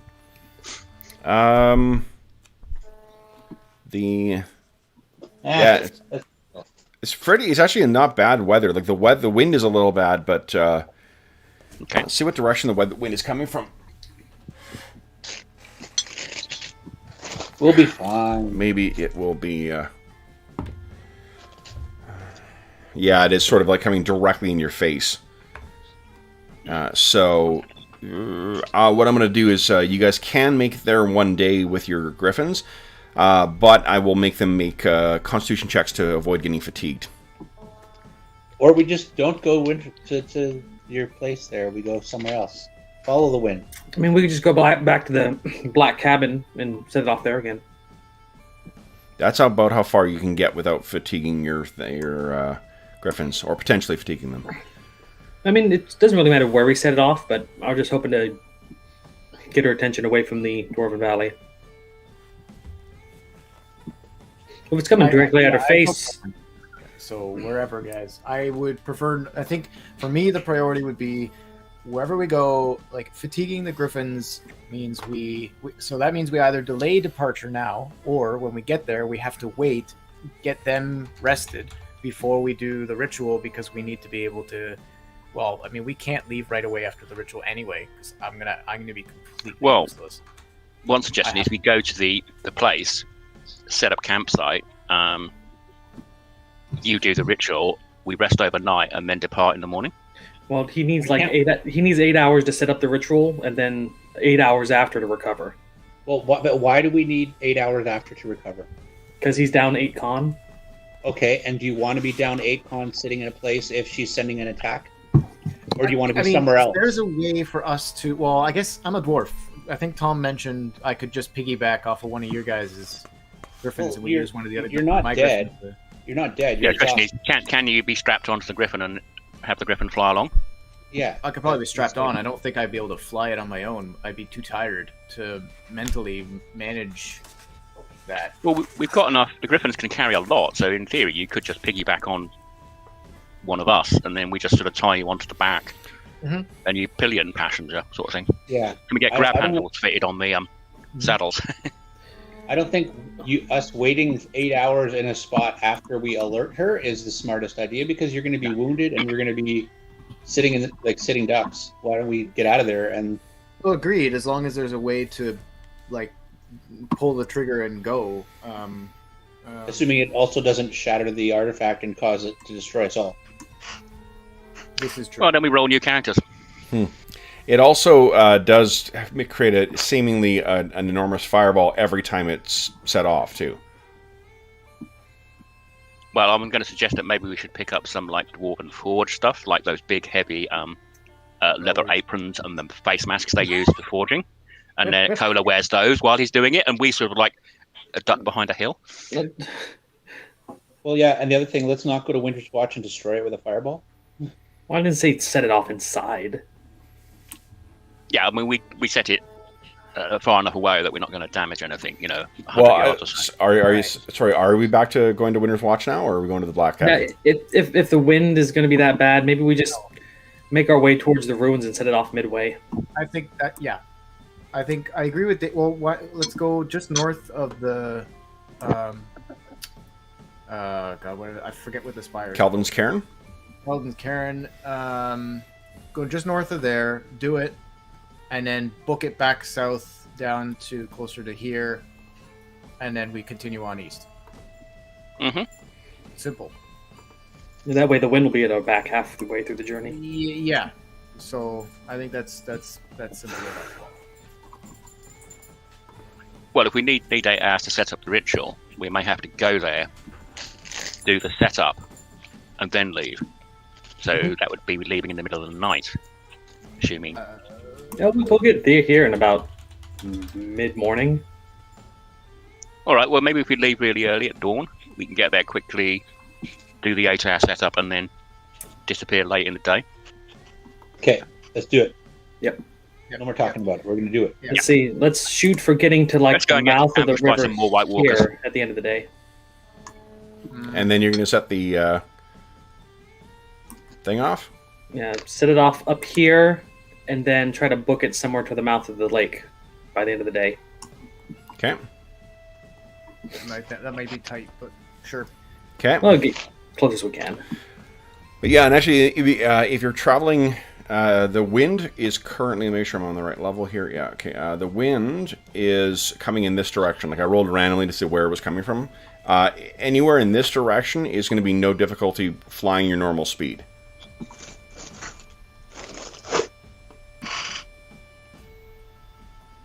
Maybe if we set it off over here and then go this way. Sure. We could get about here before the day's out. Yeah, I think so. Cool. I have no preference. Okay, Yeah, so we're heading to first stop to there, right? Yes. All right, let's see if anything interesting happens today. I mean, aside from intentionally setting off a bomb on yourself. Well. Prepare a protection from energy spell or something. Might be a good idea. Yeah, I mean, if you can cast that on Cola before he actually does the final bit of the ritual. Oh yeah, I can cast. What about protection from fire? That would have been a smart one. Oh yeah, I've got resist fire / resist cold I can prep, so I'll do. Doesn't that only apply to non-magical? That's indoor heat or indoor cold. Yeah. Resist fire is magical. Protection from fire, 3rd level spell, Cola. Your best friend. Well, I can't take it. Yeah, you can. Is it an elemental I spell? don't have that. I don't have that circle. Or It's not a fire circle. You have to look it up. Protection from fire. protection from fire. Priest is at level 3. Protection from fire. Spheres, protection, elemental, fire. Wait, I don't see protection from fire on my list. And Yeah, I don't and- think I've got. You get protection sphere.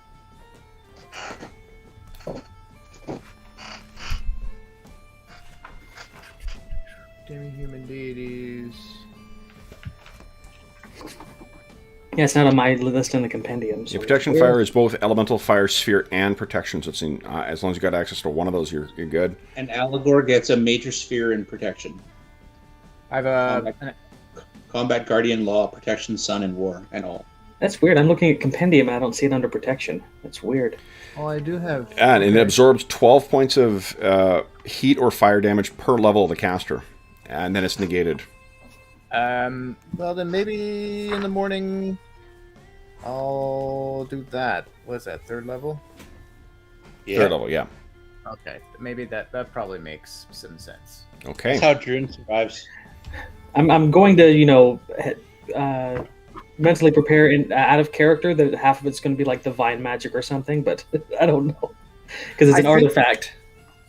I think the reason I hadn't taken protection from fire previously was because I assumed that if a spell listed multiple spheres, I had to have all of them in order to use it. No, that would make a lot of spells very difficult to ever. Okay, fair. That's good to know. All right. So then, guys, you set out, and it will take you about half a day for you to get to your first waypoint. Is it around there, guys, or a little further? A little further. It was about here, I think. Okay, right there. Yeah, so it's about midday when you guys set down. But if you're tending... So I guess, again, if you sit down midday, it's not going to be until 8 at night that Cola's spell goes off. Maybe we set up, camp overnight, and then set the spell off in the morning. Yeah, I think that probably makes Well, sense. the ritual is a contingency thing. He's got to spend 8 hours preparing himself, cleansing magical presences, and then he does it immediately afterwards, and then he has to rest. So it's not like prep now, do it later. It's prep, do it. Right, but if we set up camp here, right, sleep, rest the night, and then right at dawn, I start that ritual. So 8 hours go. It's late afternoon by the time I'm done. You guys are cleaning up the camp in the meantime. So as soon as I do the ritual, we hop on the griffins. You tie me down, and we go. So it's late afternoon when we're actually departing. I think that's perfectly reasonable. It'll be early evening, mid-evening by the time we get to the final spot we want to go, and we just camp again, go to bed.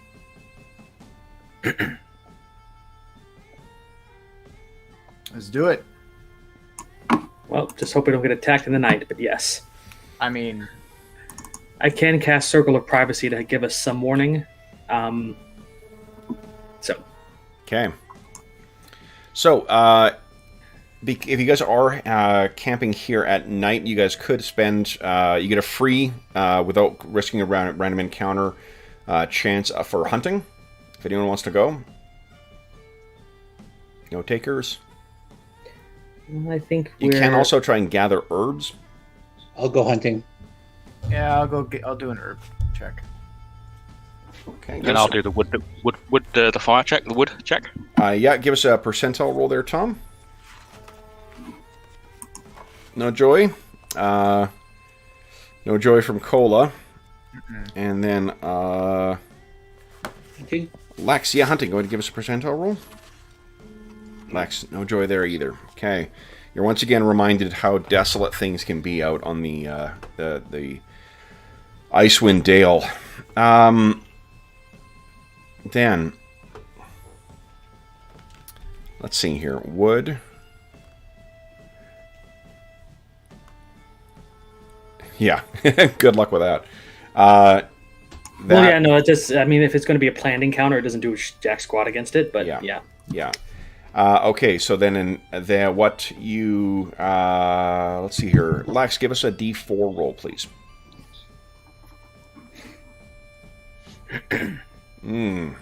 Okay. Very cool. Okay. Well, I think wouldn't we be letting Cola rest and we do the watching because he's got other stuff he needs to do? No, it's that he just doesn't start that till the morning. This is just a normal night for us. Yeah. There we go. Well, we could do that, I suppose, if you really want to, but No, it's okay. Okay, so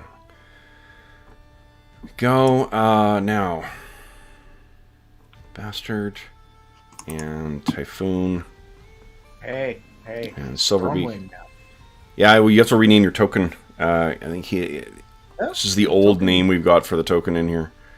Grim and Girl are not here. On the maps. Oh, I'm not on the setting up that campsite. That's Gorwin. Gorwin's not here. Girl. Nope. Store and Fury are not here. There we go. All right. Silverbeak is, and Violet is Silverbeak is Falkerl's Griffin, right? Correct. Yeah, and then Violet is Lex's. Yes. Okay. Allow me one more moment here just to get something set up.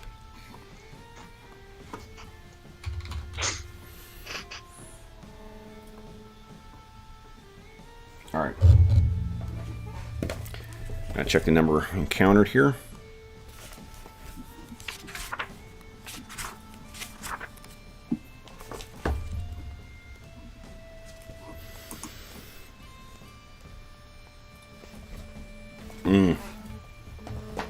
Okay. Oh, that buzzing is quite bad right now.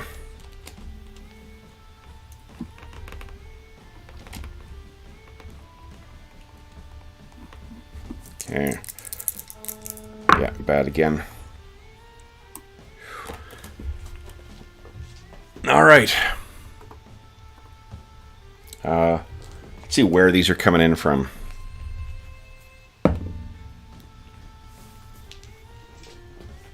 Okay.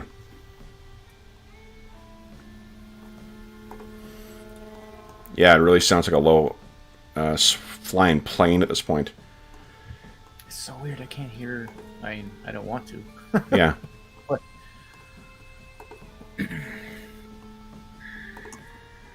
Are you the only one who can't hear it? I hear it. You hear it, Dave? I can hear it. I hear it. So actually, it might be something on your end. You don't have a fan or anything going, do you? I really doubt you can hear the computer fans, but that's the only fan nearby that's going. That's Not weird. a phone near your speakers or mic, is there? No, No. phone is at least a meter away. Yeah, weird. All right. Here, what if I do? I'm gonna unplug and see if that does anything. Yeah, you did something and it stopped. Let's see if it comes back while it's unplugged. Have you checked all the cables are fully in? Because I had that on mine, and I found that one of my cables was half out on another game. Oh, you muted. Oh, you're muted altogether right now. When you unplug your mic, your computer may have decided that it doesn't exist anymore. The buzzing appears to be gone, though, so I think it does definitely is coming from your end there, Andrew. Yeah, it's gone altogether. Okay. I think he's also frozen, so... No, he's moving. Oh, right, that's just me. Okay.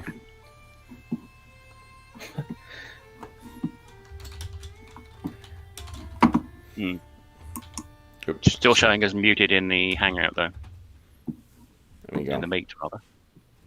Because he unplugged his mic, it may have defaulted to a different kind of input. You just may need to go to the cog and the meat and reselect it. Well, if he got bumped out of the meat, he's not actually there. Oh, he's not actually there. Okay, there you go.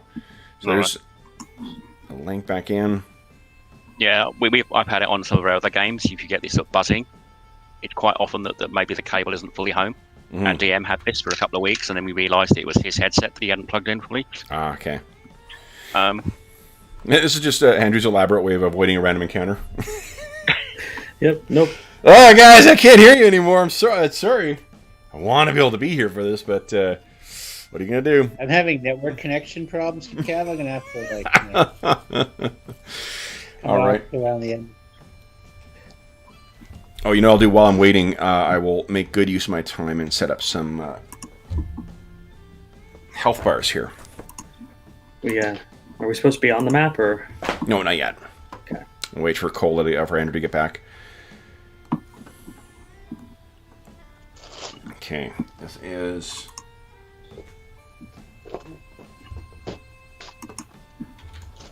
Okay.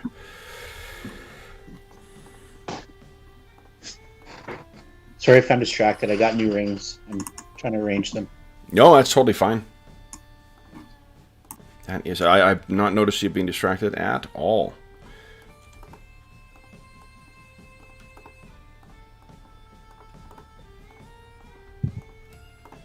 All right, like I said, this gives me a chance to get all the health bars set up for the tokens, so we are good to go here.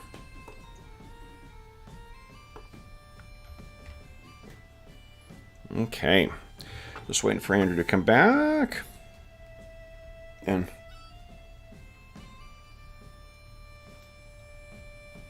Wayne, magic items have GP value. Buying and selling is quite common in game. I disagree, Wayne. There is that, but in old school D&D, that's just not part of the what do you call it? That's not part of how I've ever played the old games. Yeah, there's this magic items are like a reward / fun thing you come across. And the GP value is for creating magic items more often than buying or selling stuff. So I know some people play that way, but that's just it's not usually how it's set up. Yeah, and AD&D, secondly, you don't build a character around a magic weapon. Yeah. Well, you don't plan it ahead of time. You do it later. Yeah. And just some of the interesting stuff for... oh, here we go. Okay, Andrew's back. One of the ways it sort of it differs. The randomness of the items you get and how you're building your characters around what you find is just so interesting. Oh, it's a different kind of, different way of approaching it, but... Okay. I'm going to call dibs on the magic net bow we find. Do you have any magic bows yet? I do not. I've got a Masterwork Composite and a... No one in the party has a magic bow yet? I don't believe so. You haven't handed any of those out. Okay. I know that they're all random, but, Yeah. No magic arrows. Yeah. But that makes sense because a magical item that expires when it hits, like that's... Yeah. The likely... Unless it was like an arrow of slaying or something, which, comes back to your quiver after. That would be kind of cool. Or, bows that shoot magic ammunition and don't have to have arrows. Those are fun. Or a magical quiver that pulls arrows from someone else's quiver so you never run out. Or bows that shoot dragons. And then dragons attack. Bows to shoot lightning bolts like in the cartoon. Well, I've got a spell that, like, if as long as you got mundane or non-magical ammunition in your quiver, it'll refill it as you pull it out. So you never really use it up, but it won't copy magic arrows. Let's see here. Hello? Hello. Any buzzing? Still hearing the buzzing, yeah. Damn it. I don't know what's causing the issue there. Because I haven't noticed this with you before, Andrew. Yeah, it could be something Bluetooth related or Wi-Fi router related. But there's been no changes to the router, and there's no Bluetooth capable devices anywhere near here. And you unplugged your headset and put it back in, right? I mean, I'm not even using the headset for audio, but here, hold on. And did that do anything? No, I can hear the buzzing Because again. that's only output for my ears. I'm not using the microphone from the headset at all. I don't know what to tell you. And all the cords are plugged in and everything on the... Double checked all the connections here. They seem to be fine, so I have no idea. No, it's not a problem we've had with you before, so we'll cross that bridge when... Later. You know, yeah. Okay, so here's what... Cola, you are on watch for this, and you are... Let's see here. This is early in the evening. Thought was maybe you watch for the first watch, then get a good night's sleep. Would you give us a D10 roll, please, Andrew? Okay. So you're sitting there around the fire. You know what you've got to do tomorrow. You can hear the sound of your allies sleeping from within. The griffins are all sort of staked down, next to the tent. It's cold. What are you thinking?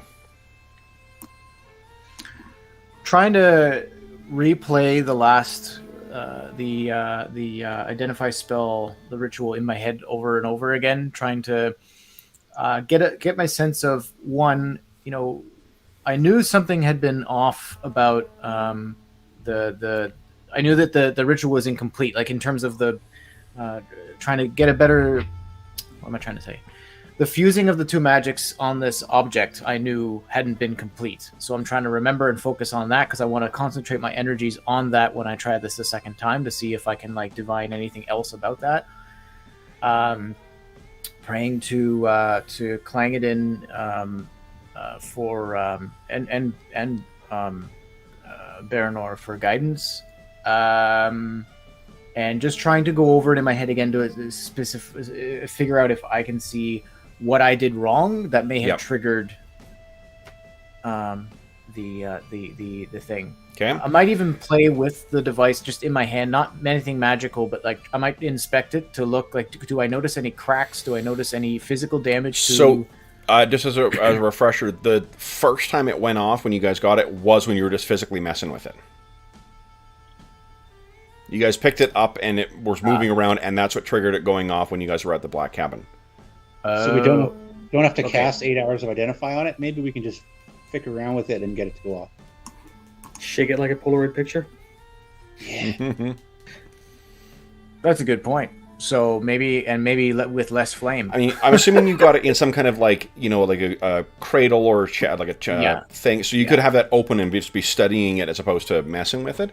Yeah, if I could. All right. Yeah, if there's any way to do it safely. So that's when, and overhead it is clear skies, and you can see the brilliant dancing green lights of Aurel's presence, the Aurora Borealis. And you hear, or at least the Northern Lights here, you hear the sound of wings overhead, and the sound of the griffins all stirring. Oh, that's great. And that is when you see, unfortunately, too soon to do anything other than roll initiative, but overhead. Great. So I hate those things. All right. We'll roll some initiative. here we go. All right, so guys, we are. I'm gonna grab my dice. Whoa.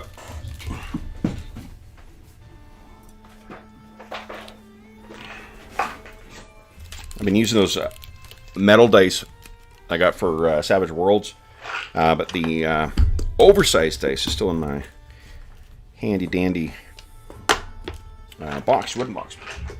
All right, so everyone decide what you want to do with your round, and then Andrew, you're the one on watch. Would you kindly beat my 7? Ugh. Uh-oh. All right. So then, everyone. So Lex and Tom and Falcarol, why don't you each give us a D10 roll? Let's see if you're going to be surprised for the round.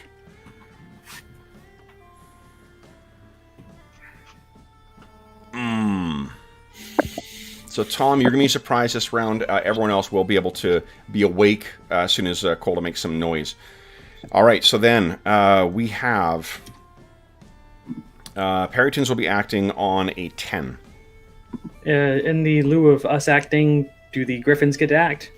Griffins are staked down. Who staked down my griffin? It's an intelligent being. No, it's not. It's an animal. It's an animal. Yeah, it's gonna go hunt. It's gonna go off and do stuff. Yeah, griffins aren't. It's not a trained dog or anything. Yeah, even a trained horse or a trained dog, like you pen them or stick them down. They can at least fight back, right? Oh, they wouldn't be doing anything to the damn Perrytons anyway. Yeah. So, what would be the speed of calling out? No, that's if all you're doing is calling out. Then it's right. Oh, movement and everything is just the base what I rolled. movement is whatever you want. Yeah. Okay. Right. All right. So then, Cola, you are calling out. I guess it's your first action. Yeah, I will stand. And I have been wearing my armor. Can I call out and take out a axe? Yeah, absolutely. Okay, then I will do that. Wake! We're under attack. Okay. All right, now Griffin's AC is what, guys? 2. I have them down here. AC for Silverbeak is 2. Okay. Violet's is only 3. There's 7. Yeah, I thought we had barding for them because I've got 2. I don't They think wouldn't be so. wearing their armor at Oh, night. in that case, it would be 3, wouldn't it? Yeah, AC would be 3. I don't have barding on mine, and mine says 2. Should be 3. I don't know why you've got it as 2. Oh. Okay. Yeah, I've got 2 brackets barding, so I assume. That could be why. 2? I know we did get barding, but I don't know whether everyone was here when we did that. So, but Okay. yeah, 3. 3. All right.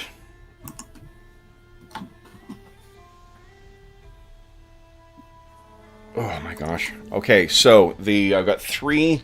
I'm gonna roll in chat for these because these are very, very deadly attacks. All right. I need to. Fortunately, the Griffins are not suffering any AC penalties from this. I need to roll a 12 or higher to hit.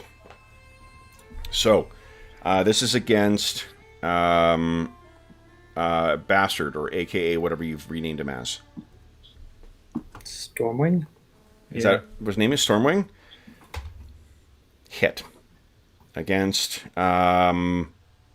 Typhoon, miss. Against Silverbeak, miss. And against Violet, hit. All right. Oh boy, oh boy, oh boy. Yeah, we're going to have to sort that out between now and next session because that buzzing's getting a little louder. Okay, so... Andrew, what happens when you mute your mic? Like, when you click it on the thing, I just want to see if it still buzzes.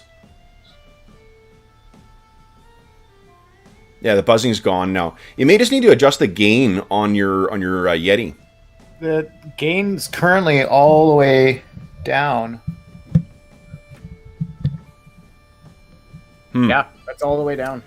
What do you have, if it's a Yeti, do you have, what setting do you have it on for where it's picking up sound from? Just here on the front. If I try to switch the setting on that, maybe. Yeah, maybe. All right, so this is damage on Bastard. Oh, I rolled that wrong. Times 4? Oh, times 2. Oh. Okay, so that's 24 damage on Bastard. That didn't work out properly. And then on 20. Violet, this will be double this. 26 damage on Violet. Okay, so 26 on, yeah. Then it is, let's see here. On Cola, I've got, what's your AC right now? 3 now that I've got the banded mail. Okay, so I need same thing. I need a 12 to hit you. First roll, hit. Second roll, nat 20. Third roll, hit. Should never be surprised by these things. Okay. So, this will be double this then. First hit, Cola, DR applies against this, 24 damage. It's half his hit points gone. Banded mail doesn't do much for Bandit This is two- AC2, two. DR2 as well. Heavy. Yeah, so Two that did- reduces it to Wow, 22. Second one, 16. 14. So it's 22, 14, and Now he's dead. 22. So down to 20. So he's at negative 10 or negative I'm 8. at -8. Yeah. I'm dead. Okay, so he Nope. screams out. Those who were not surprised, you guys can act now. Stand up and grab my weapon. Okay, Same. all right. Same. Then, guys, that is the end of... oh, yeah, there is Astonishing Fortune, too. Okay, so then that is the end of round 1, guys. The Griffins were not surprised. If you want the Griffins to counterattack, you can go ahead and do that. Mm-hmm. Can they even hurt them? I mean, they're bigger. I don't know if it'll count with their magic armor thing. So Let's see here. Has there been any change in the buzzing? yes, I don't hear it anymore. Yeah, I don't hear it either. Okay, I'm on my headset now, so it means there's something wrong with the Yeti or the cable. You can for just it. change the... maybe like change the USB port it's in. It could just be something as simple as that. I'll deal with that later. Okay.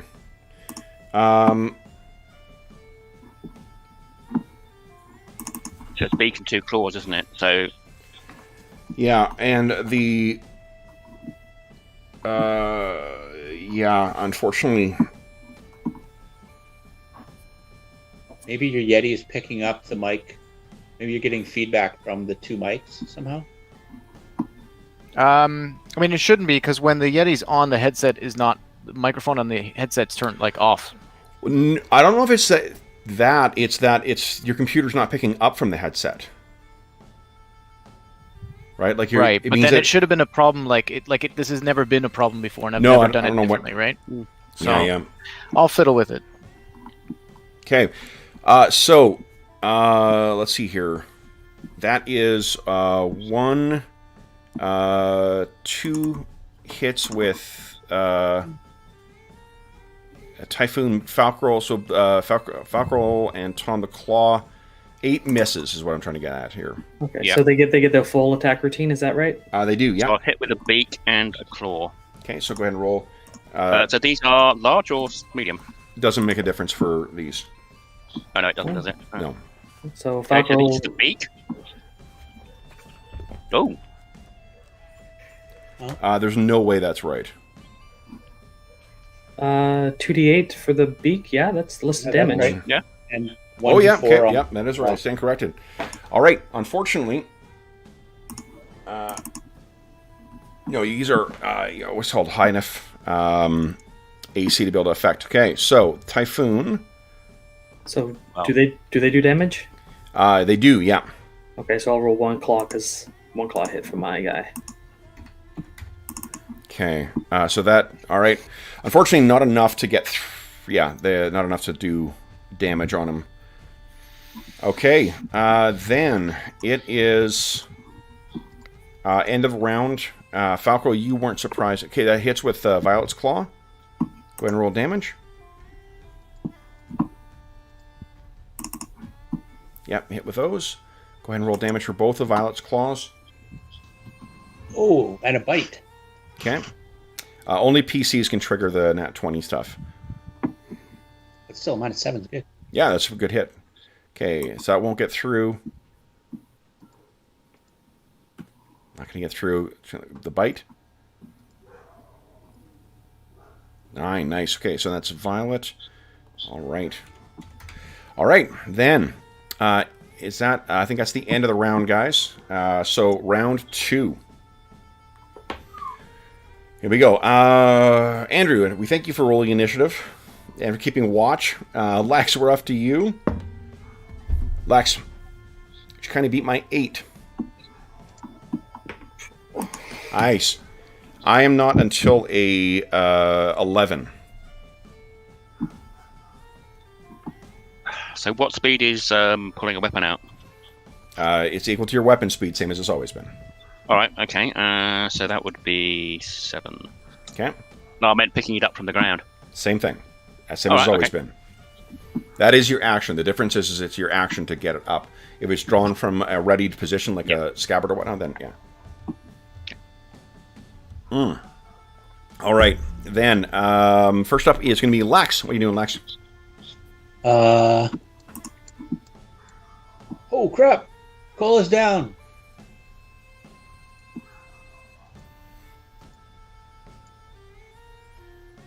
Solid hit. Yep. Go ahead. And are these creatures large? They are medium-sized creature. Medium. Okay. Yep. Oh. It's 4 damage. Okay.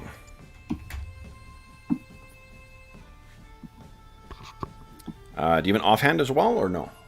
Well, he has his dagger speed. I don't know if that would have been laying next to him, and I only spent 1 round picking up weapons. So.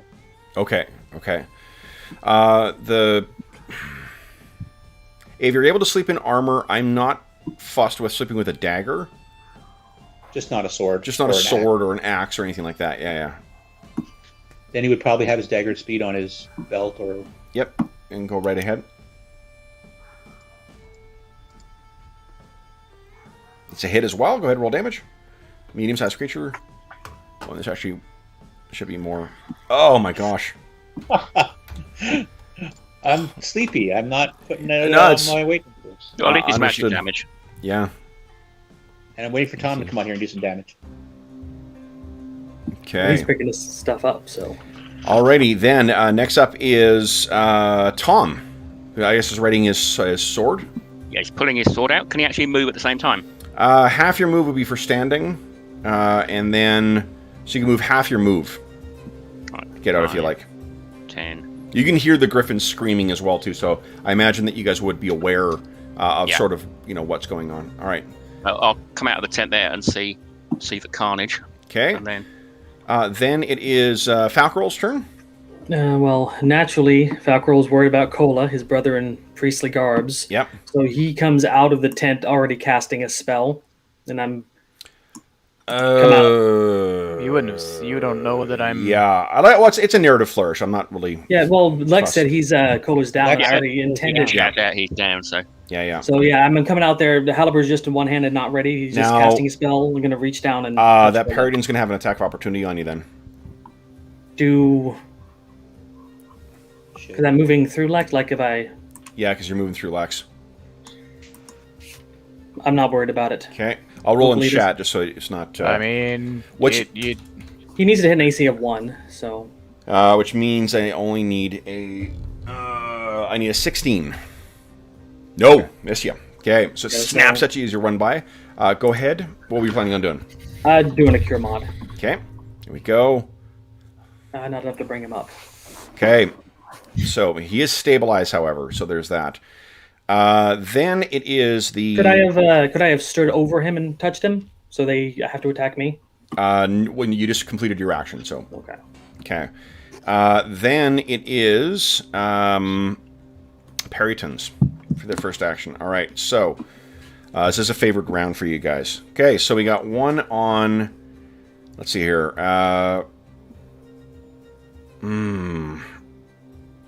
I got 2 on Falcarol.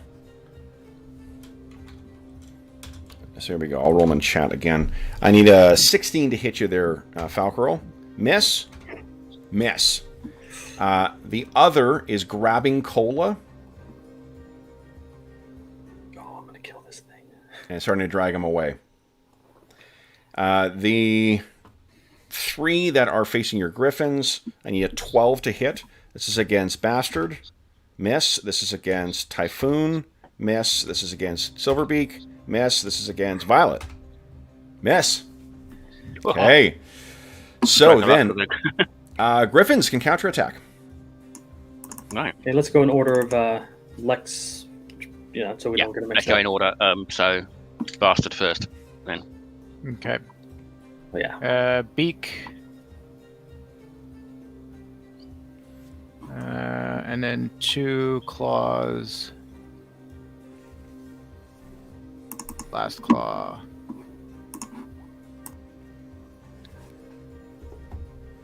The 3 hit. The 3 does hit, yes.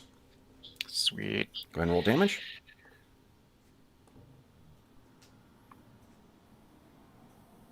Okay. Then next, Typhoon, go ahead. Okay, so 3 attacks. beak, That's a miss. claw number 1, Hit. so that's 2 claw hits.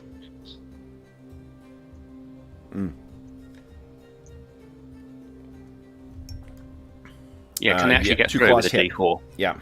Okay, so that's unfortunately not good enough. Yeah.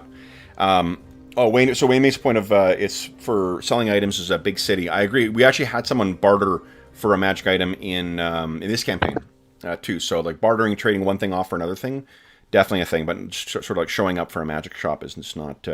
I'm not sure why my claw damage is ×0 there. Doesn't make a difference. It's still rolling properly. Next up is Silverbeak. Yeah, it would be 5, but That's a hit with a claw. I don't know if you can go ahead. yeah, it's timesing the strength modifier by 0 for some reason. Because you don't have a strength bonus. Yeah. Oh, so that's not enough for the claw. And does not hit with the beak. Then Violet. If you don't have the strength thing checked off, it's Oh times no, 0, sorry, yeah. Okay. and that's Because because they're they're not using my strength, yeah, so Yeah. Violet, your attacks. Hit with the claw. So the claws, if they're only doing 1 to 3 damage, they're not going to get through. They're not going to affect it. So we can stop rolling for that now. We can just roll for the beaks. You guys They can do tell. They do 1d4, so they have to roll a 4 for it to get through. 4 is not even going to be good enough to get through. Go ahead and roll your beak attack. That hits. Yep. So the beak, go ahead and roll damage for the beak. Nice. All right. Hacks this thing again. Alrighty. Then, guys, it is second attacks. So Tom didn't attack this round. Lex, I think you're the only one who may have a second attack here. Yeah, that's a hit. And that one hits as well. Go ahead and roll damage. Okay. Solid hit with Beauregard. Now, these things are disgusting as well, too. They stink. They're making awful, like, honking kind of sounds. Yeah. All right. The worst combination of the habits of deer and carrion birds. That is the end of round 2, guys. We're on to round 3. And, all right. Dave, you beat me last time, so you're still up here. Everyone decide what you're doing with your round, and then Dave, would you kindly beat my 6? I'm on a 9.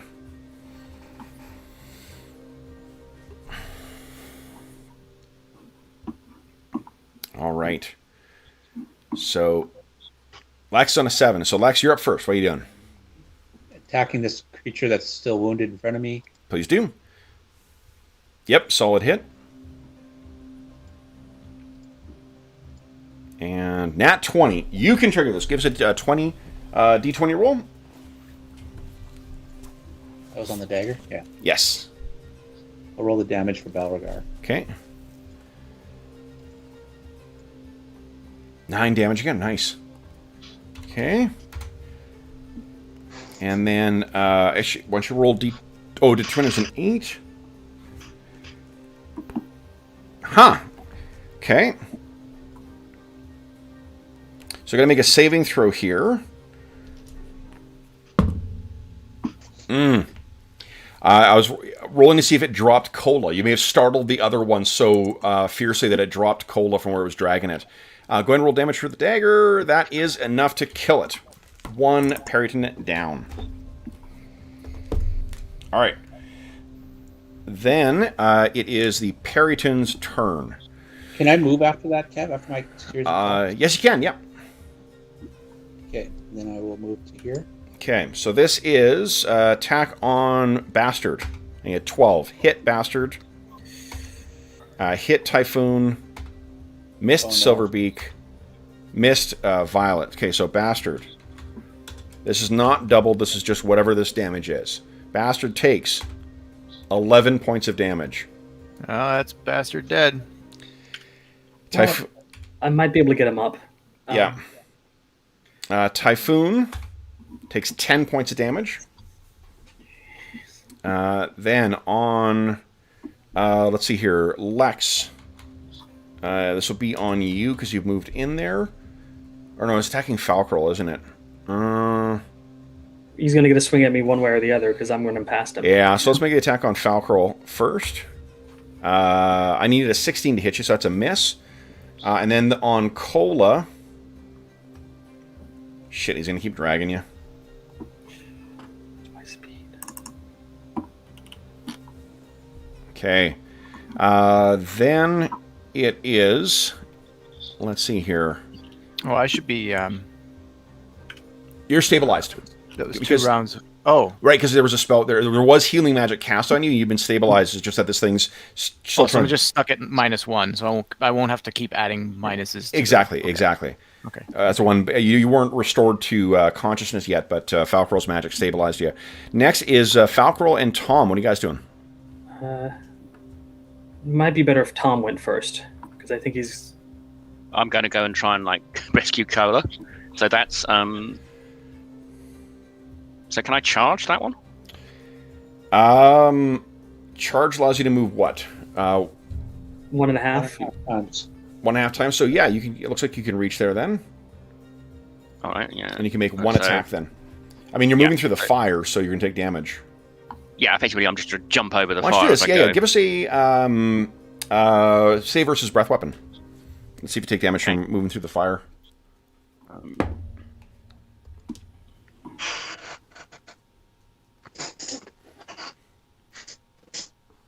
Yeah, and I will have pulled down the So a breath weapon save. Oh no! All I will right. have pulled down the mask as I'm running in. By the way.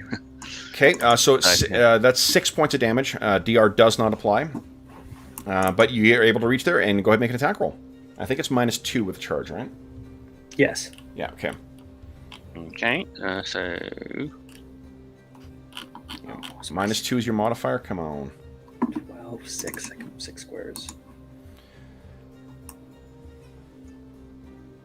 That is a hit. Go ahead and roll damage. Medium-sized creature.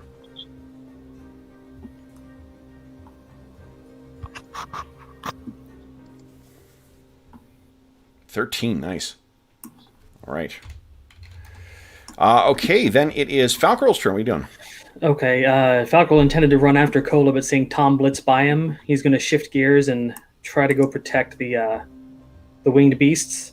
Okay. But he's going to ready his halberd so- close range. Hit you with attack of opportunity. Just fine.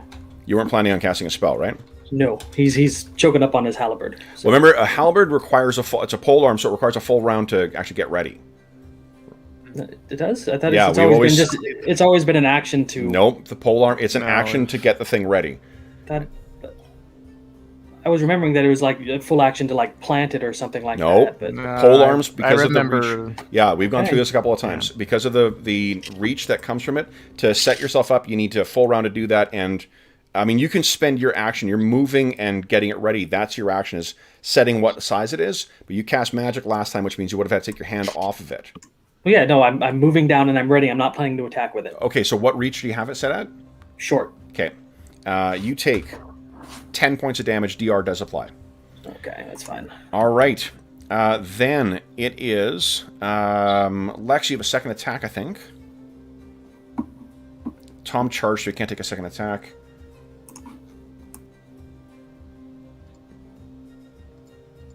Okay. Lex, that's a hit. Go ahead and roll damage. And hit with a dagger. Go ahead and roll damage. Ugh. Okay. So you're hacking at Man. this disgusting thing. Oh. Okay. Oh, sorry. Yeah, we were seeing the exact same thing, John. Yeah, yeah. I know we're shifting through a bunch of different versions of the game, so it's easy to get lost in the nomenclature. All right. So then, I think that brings us to the end of round 3, guys.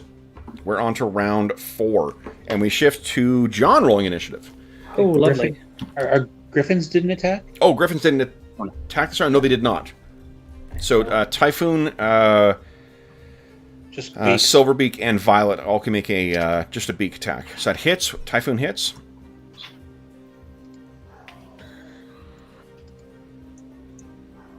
$11, okay. Then both Silverbeak and Violet, you guys can roll them at the same time. It's a hit with Silverbeak.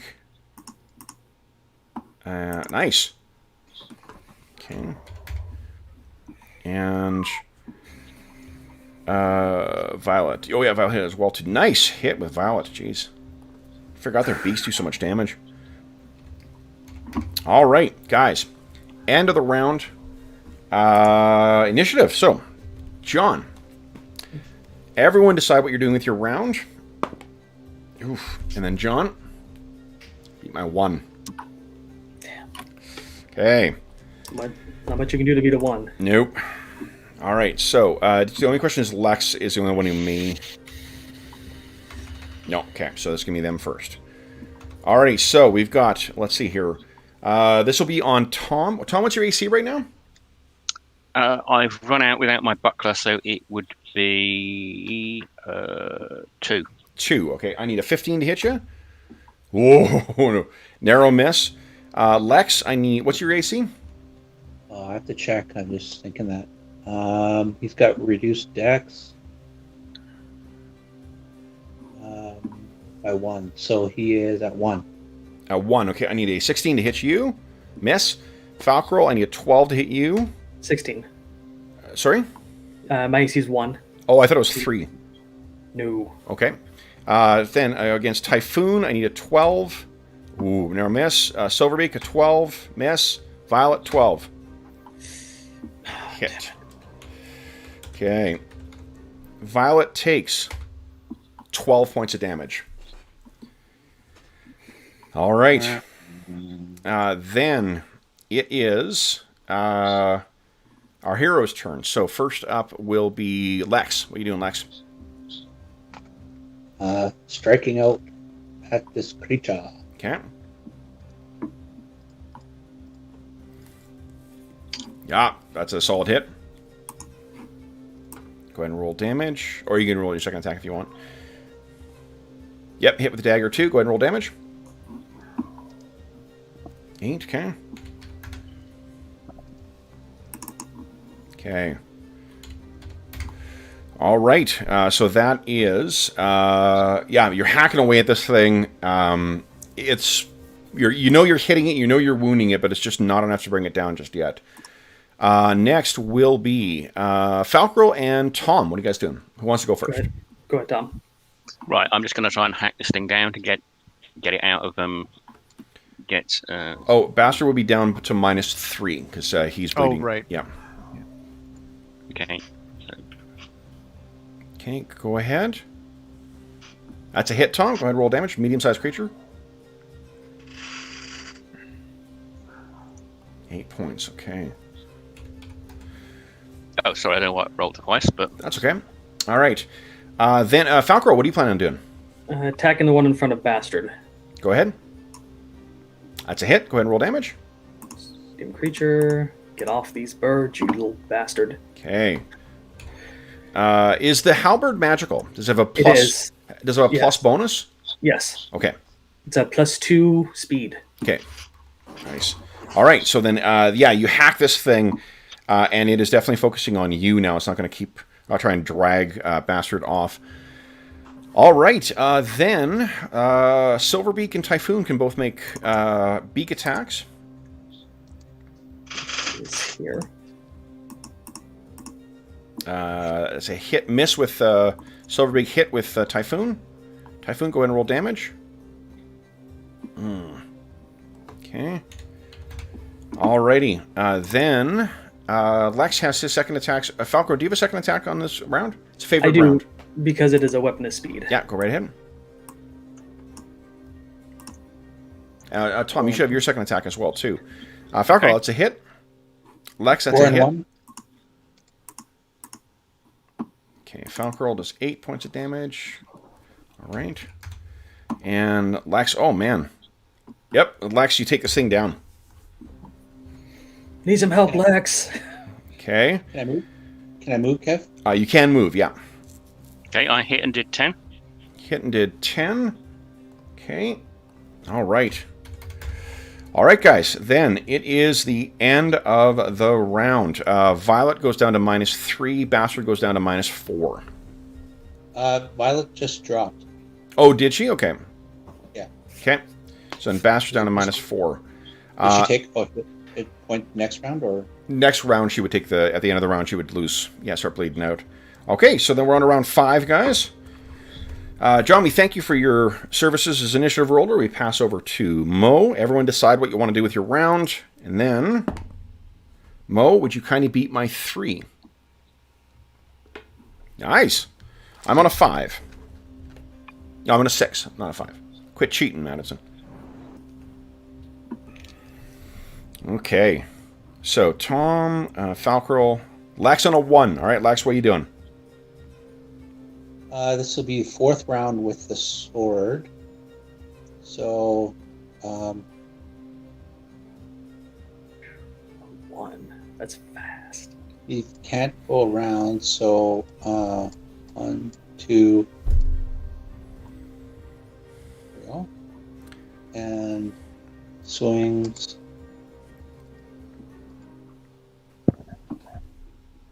That is a hit. Go ahead and roll damage.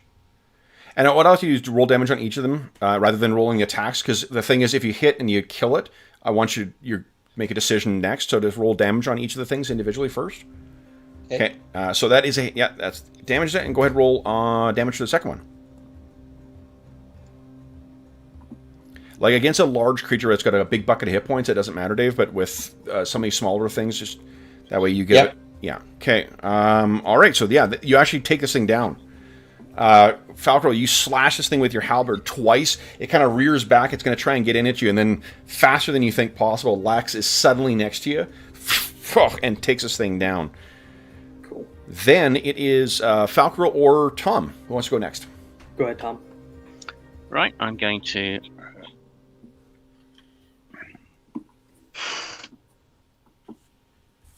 Yep, that's enough. And you don't need to roll damage. You only had 1 hit point left. So this thing keeps trying to like grab Cola again with its talons. You're able to just hack this thing down. Okay, then it is. I get to actually have a morale My check. turn. Yes, Falco, what are you doing? So he's dead set on protecting all the lives he can. So he's provoking from 2 of these just to get over here and take a swipe at the last one. Okay. Let's see what happens here. All right, so first attack. It's a miss. Second attack. Oh, I expected to get hit, so bring it. 9 more damage. DR applies. Okay, then I'll swing at the last one and try to get the attention. Okay. Because I don't want it ripping out Violet's throat. Mm-hmm. It's a hit. Go ahead and roll damage. Weak sauce. Okay. Alrighty. Now we have. You're pretty dickish if I had all of them leap on you and start carrying you away, right? I'm pretty sure that Lex will wing him somehow with his bow. Alrighty, so then... probably provoke from at least one of the griffins. So Typhoon, this is going to be attack on Typhoon. Miss. Attack on Silverbeak. Miss. And then this one is on Falcarel. Miss. Okay, then Typhoon and Silverbeak can make attacks. Okay. Gotta locate this. Nope. No, jeez. Silverbeak just can't do it. Typhoon does, though. Go ahead and roll damage, Typhoon. And then, Falcarel, you have your second attack. And Lex, do you have enough move to get into contact with one of these? no, I can move 5 more, but I'm not. Okay. Minus. Okay. Falco. Yes, that's a hit. Same one that you hit before. Yep. It's down. All right. Every other diagonal is 10. Correct. So it's 5, 10, 15, 20, 25, 30, 40. Yeah, that's not. Okay. Then it is. I think that's it. End of the round, guys. Yep. Then we're on round 6. So Violet goes down to -3, Bastard to -5. I mean, if Tom, are you going to attack Cola or what? No. Yeah, it's an attack because I couldn't like do an action and Nope. drop everything and try and feed him. That would have to be next turn, wouldn't it? Separate action. And a sudden turnabout for you, Cola. Yeah. Oh, She was my mother too. Tom gives you the two-handed in the chest and then a little twist to make it count. All right. This time I'd been corrupted by the black ice, and you never. Yeah, exactly. You never saw it. No one thought to check him. Okay. He came back wrong. You shouldn't have buried him in the pet cemetery. Why did you think that was a good idea? All right. So then it is Mo still rolling initiative here. Mo, would you kindly beat my 8? Yeah. Ooh, well, yeah.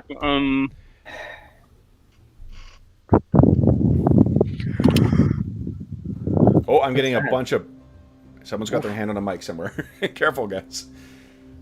Okay, so Lex on a 0, Falcor's on a 4. Tom, what are you doing?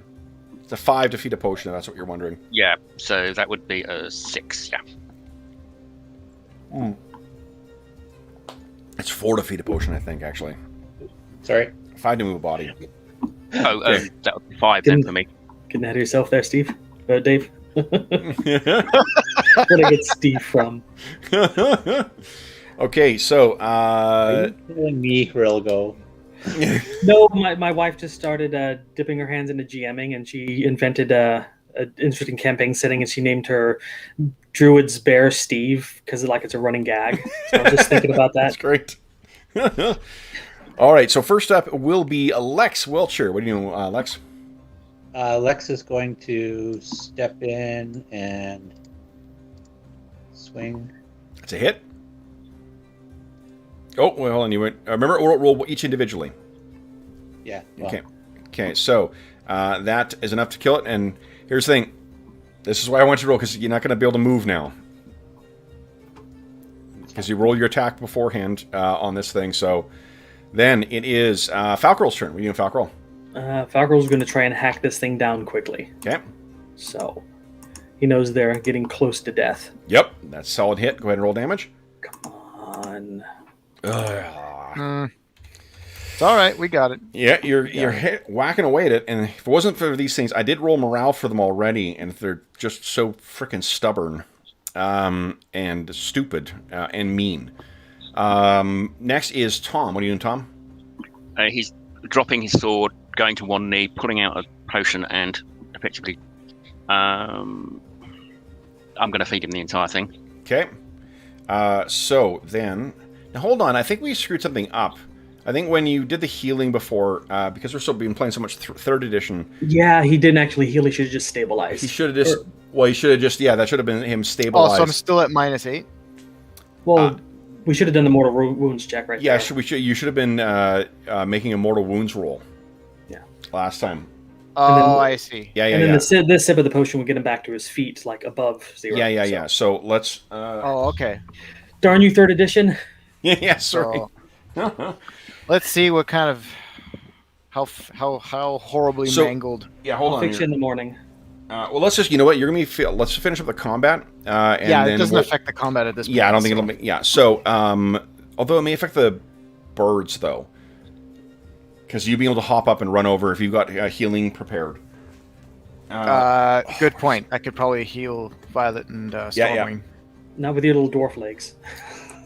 So how much do I restore with I a full mean, I could potion? get there in 2 rounds. 2d4? Well, let's do the mortal wounds, and then Yeah, I let's do think mortal we wounds can roll the first, sure. potions.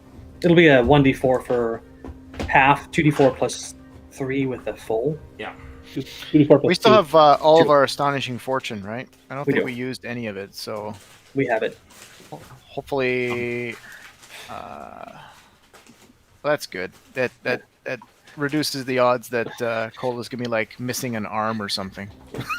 The reason Falcor was working to be so protective is because we can't save the birds, the griffins, if they with astonishing fortune. Yeah, So they die. Oh, right. We can only save ourselves. Yeah, save yourself. Okay, so I got my. I don't know why it took so long. But as long as the Falcor and Cola are alive and fine, then the birds we can bring them back. Yeah. Cola, what is your constitution? Not super great. Let me see. It is a 14. Okay, 14. No, it's not bad.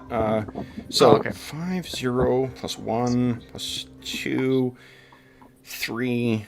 And you have the healing proficiency, Falcor? I do. 4, 5, 6, 7. Okay, 1d20 plus 7, please. For you, Cola. Nice. So It's flesh wound. you're actually at 1 hit point right now. And then if Tom is administering a potion, it'll be 1, depending on if he's taking a sip or not. A sip is 1d4, drinking the whole thing, 2d4 plus 2. The whole thing, I think. Yep, so go roll 2d4 plus 2. And, and 1d6 as well, too, please, Cola, sorry.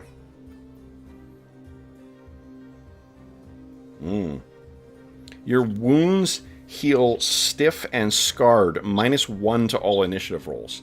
So you reduce you'd add 1 to all of your initiative checks. Or what you could do is spend astonishing fortune to have wounds that are only in bad weather. So it's an initiative penalty only when it's cold.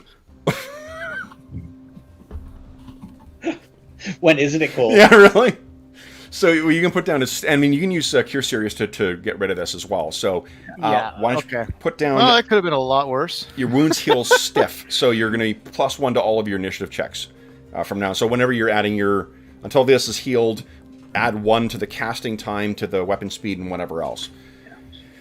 All right. So then, I'm sorry, we've gone with, let's see, Falcor's gone, Lex is gone, Tom has fed his potion, Griffin, Silverbeak, and Typhoon can both attack this thing. Get him, Silverbeak. Before it gets to go. Both of them hit. Come on, guys. See some serious damage here. Rip it apart. 10, nice. And then... not quite as. All right. This is going to attack, I think, Falcor, then. You have drawn its ire. Yeah. Miss. All right, so second attacks now. Lex, you can move, because you don't use any of your movement, so you could move and attack. I think you're first up. I used 5, so this is 10, 15, 20, 25, 35, 40. Okay. Go ahead and roll your attack. You're fast. Yeah. Yeah, solid hit. Go ahead and roll damage. Nice. Okay, and not quite enough to take it down. Hit with... Lex actually has a dagger of speed. Oh. That's okay. Yeah, you miss with a dagger of speed. Falcor, go ahead and roll damage. That hits. Nice, and that's enough to finish this. Okay, guys. Are we out of initiative order, or are we still in? I guess I gotta... Never mind, go ahead. Yeah, you were restored this round. This is now out of combat. What were you hoping to do here, Cola? I'll be a little forgiving because we fucked up you should have actually recovered a little faster than what we had. So I got 2 things I'm going to want to do. I'm going to call out to Falcor and say, take care of Violet. I've got Stormwing. Okay. That was my plan. I was going to say, I got Violet, you get Stormwing. So I'm going to let Cola make... you're not going to suffer the out-of-combat roll. Falcor, you will be. Okay, so... let's see here. So Cola... let's see here. For Bastard... Or is Stormwing, is that his name now? It is Stormwing, yeah. I've made the changes on my character sheet now, so the attacks are coming up as Stormwing, but I don't know if I can change the token's name. There you go. Okay, so I'll do a... Or, sorry, you were going to say I have to do something. Yeah, I'm just calculating what it's... what the penalty is going to be. We're going to roll mortal wounds for this thing. Okay, so this is minus... What was he at? Minus. He's at He's at minus 5. minus 5. Yeah. Actually, no, because this round, as this round ended, he would have gone down by 1 more, so it's minus 6 total. Okay. Okay. Yeah. Zero. Minus. What level of spell are you casting on it? I was gonna do Cure Light and try to cheap out, but maybe I should do Cure Moderate. It's a 2nd level. Each level of spell that you cast on it, it gives an additional +1. Oh, okay. Then I'll definitely do Cure Moderate. Okay, so it's +2, 3, 4, 5, 6. Oh no, 4. All right, so give us a 1d20 +4 roll, please.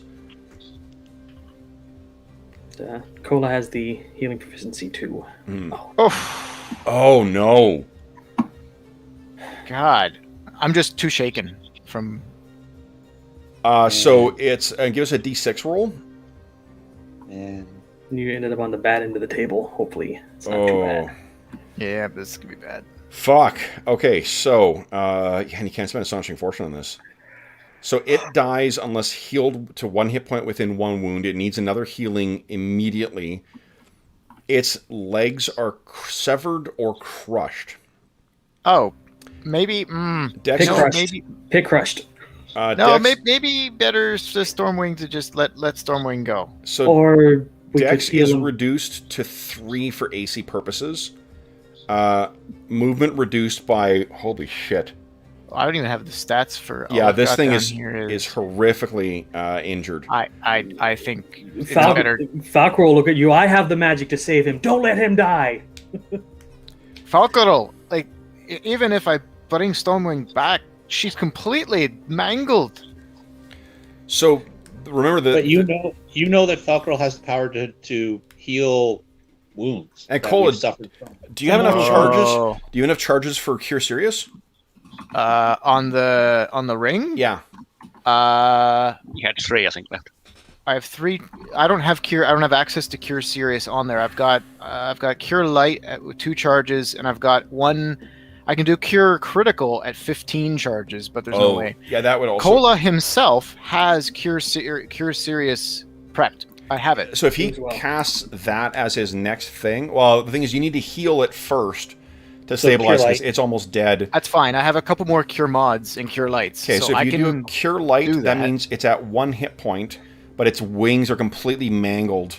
If you cast Cure Serious on it, then it will restore it'll get rid of that, and it will not be mangled any longer. Okay, so I'll do that in that order. I'll do a Cure Light. Yep. I was going to use the Cure Serious on me to get rid of the initiative thing, but I can do that the next day. I don't need to do that right now. Yeah, so Stormwing is at 1 hit point, and because you've used your Cure Serious... Well, I only restored 2 this... No, remember, you don't roll. You needed to cast more healing to get it to 1. It's at 1 hit point. Oh, if I you see. didn't You're just cast kind of that- counting it as... Yeah, if you okay. didn't cast that additional healing spell, it would have died. Fair. I thought I still had to roll to see how much it restored Nope. if I do the spell. No. Okay, so I'll do that, and then I'll do Cure Serious on Stormwing. Okay, so his Which wings are is- restored. All right, now Falcrol, what were you planning on casting on Violet? Cure moderate. Cure Moderate. Okay, so that'll be +2. So let's see here. 0. He was only down to -4. It's -2. Got the healing proficiency. Plus, let's see here. -2 +2 is 0. +2 for the healing proficiency. -3. 1d20 -1, please, Dave. Dave? Yeah, Oh. Violet's day is Dave's. Oh wow! Violet was worse off than Stormwing. Oh my god. How was that? It seems so. So I need another d6 roll, please.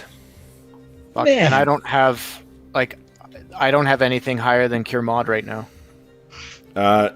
Its beak was mangled, so it would lose a beak attack. That's worse. That's not as bad as a wing or leg, I guess. No. It's still also a mortal wound. So It's also a mortal wound, so you need another healing spell to stabilize it immediately.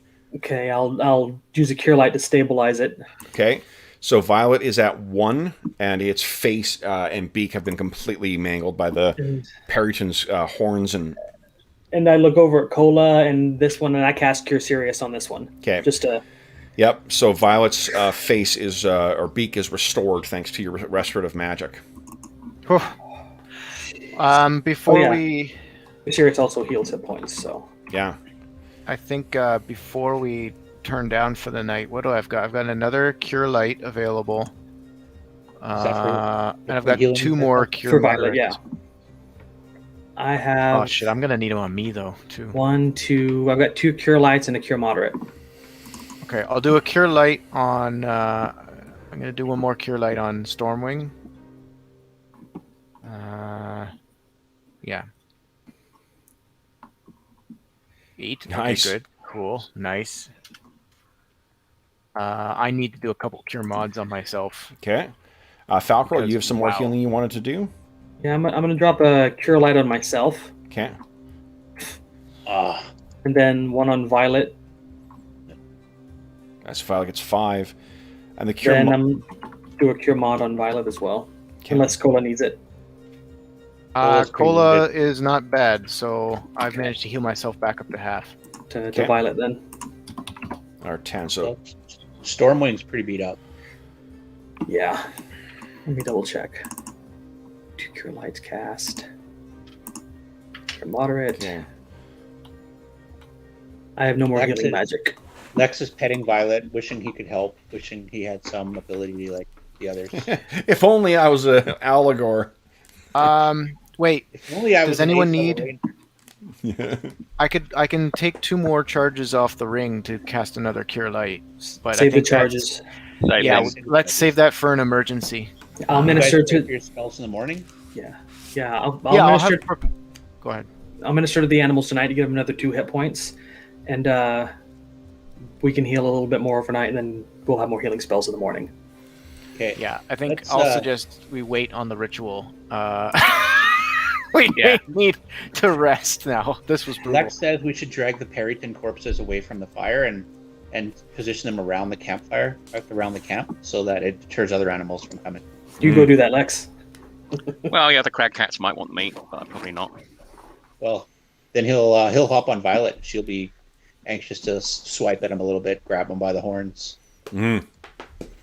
All right. So, We should guys. definitely, before we head off, though, we should take the antlers off, harvest those, because good money. Do that in the morning, or do that. Oh, yeah. All right. Oh. So, guys, with you that, I think we're bringing the session to a close. 7. So, Jesus. Random encounter. that was a brutal random encounter, brutal timing, unfortunate Those Puritans with pacing. those opening attacks. Yeah, with, we're like those are, we're gonna have to start like setting up 2 people on watch at the same time, or just have Cola inside the tent, so he's okay. Yeah, have someone watch with the griffins. Mhm. or at least like maybe put a second person on watch with the healer. Yeah, no healer should watch alone. Okay.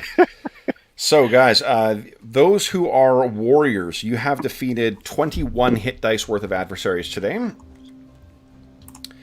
And for the rest of you, make sure to track. There's a lot of spells that were cast today, so those who are spellcasters, be sure to track all of that stuff as well. The rest of you guys, let's see here. There are 4 of you today. You are earning.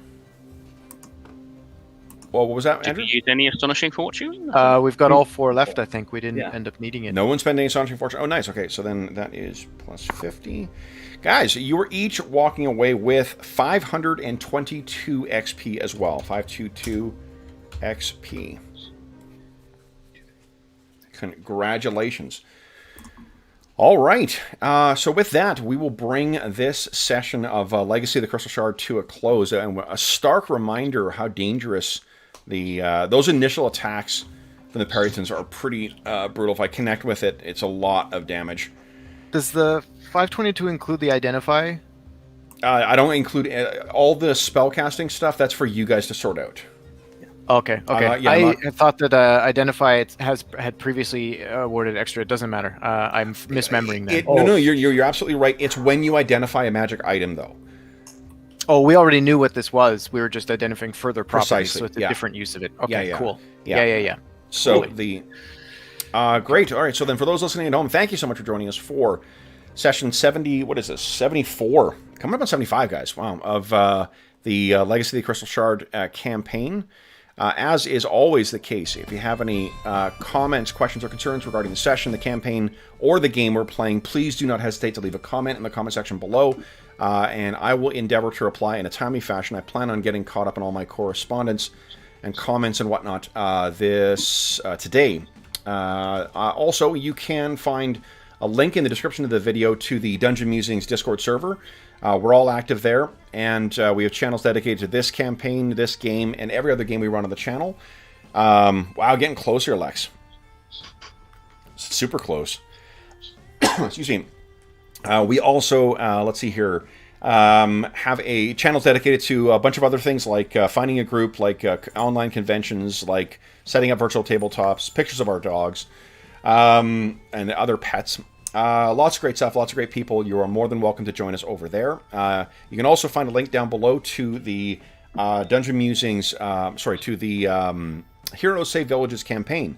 That is the charity fundraising campaign that we run on the channel. It benefits the SOS Children's Villages International Charity, a great organization active in over 130 countries that benefits over 80,000 orphaned and abandoned children. To date, we have raised over $4,000 since the beginning of the year for the kids who benefit from the SOS Children's Villages International. And from now until August 1st, for every $25 that you donate, that's 2021, you get one chance to win the grand prize or one of the other great prizes in our next charity raffle. The grand prize is a copy of the Beadle and Grimm's Legendary Edition Curse of Strahd box set. You can also find, if you don't win that, you can win a copy of their brand new Shadowy Silver Edition of Van Richten's Guide to Ravenloft. If you don't win those, both of those, incidentally, were donated by our friends at Beadle and Grimm. We cannot say enough good things about them. They are just amazing, amazing people and have been very supportive of our charity raising initiatives, or fundraising initiatives. If you don't win those two, don't worry, because you still have other things you can win. You can win a copy, let's see here, you can win a chainmail dice bag made by our resident armor smith, Dave. You can win copies of Dungeon Crawl Classics modules. You can run from our buddy George. You can run or win copies of the Lazy Dungeon Master books from our one of our regular devoted members of the Dungeon Musings community, Lord Zordran. You can also win a copy of the new Fall of the Children of Bronze campaign for the Jackals RPG from J.M. DeFoge, the author of that game. And I have picked up a copy of that game, Jackals, so you can win a copy of that as well. You can also win a copy of the new or upcoming 2D20 Achtung Cthulhu game. And you can also win a bunch of prizes from the Dungeon Musings Red Bubble Shop. So, bunch of great opportunities to win some great gaming stuff. You also get to vote on the games that we play in our charity sessions. If you have donated since April 1st, be sure to go over to the Charity Initiatives channel on the Dungeon Musings Discord and cast your vote for what pulp action game we'll be playing at the end of August. And then before that session, be sure to check in and see how you can help either equip our heroes or determine what's happening in the stories, other ways to participate in what's happening on the Dungeon Musings YouTube channel. So that gives you a chance to have a say what's happening on the channel, chance to win some great gaming stuff, and a chance to win out some to help out, I should say, some kids. So all a bunch of great opportunities to be heroes yourself. And speaking of heroes, I want to give a huge thank you to Dave, John, Mo, and Andrew for joining us today, guys. Congratulations. 5 hours of spell prep? Oh, yeah, because I cast one Cure Serious, which is 4th level, or, wait a minute, no, that's 3rd level, isn't it? Yeah, no, Cure Series is a 4th level spell. Yeah, so 4th level, and then I did a bunch of Cure mods and a couple Cure Lights, then I got to swap out one for an Identify spell as well. Yeah. So, yeah, lots of prep. We're not doing the ritual next day, that's for sure. All right, so we will see back again in 2 weeks' time, back in the Icewind Dale. Until then, let's see here. If you are joining us for the reason that this campaign kicked off, the current crisis, we do hope this finds you healthy, safe, and weathering the current crisis as well as can be expected. We do hope that we gave you a few hours, take your mind off of the troubles of our world, and think about the troubles that our heroes in the Icewind Dale get themselves into. And until we see you again, stay safe, stay healthy, and happy gaming. See ya.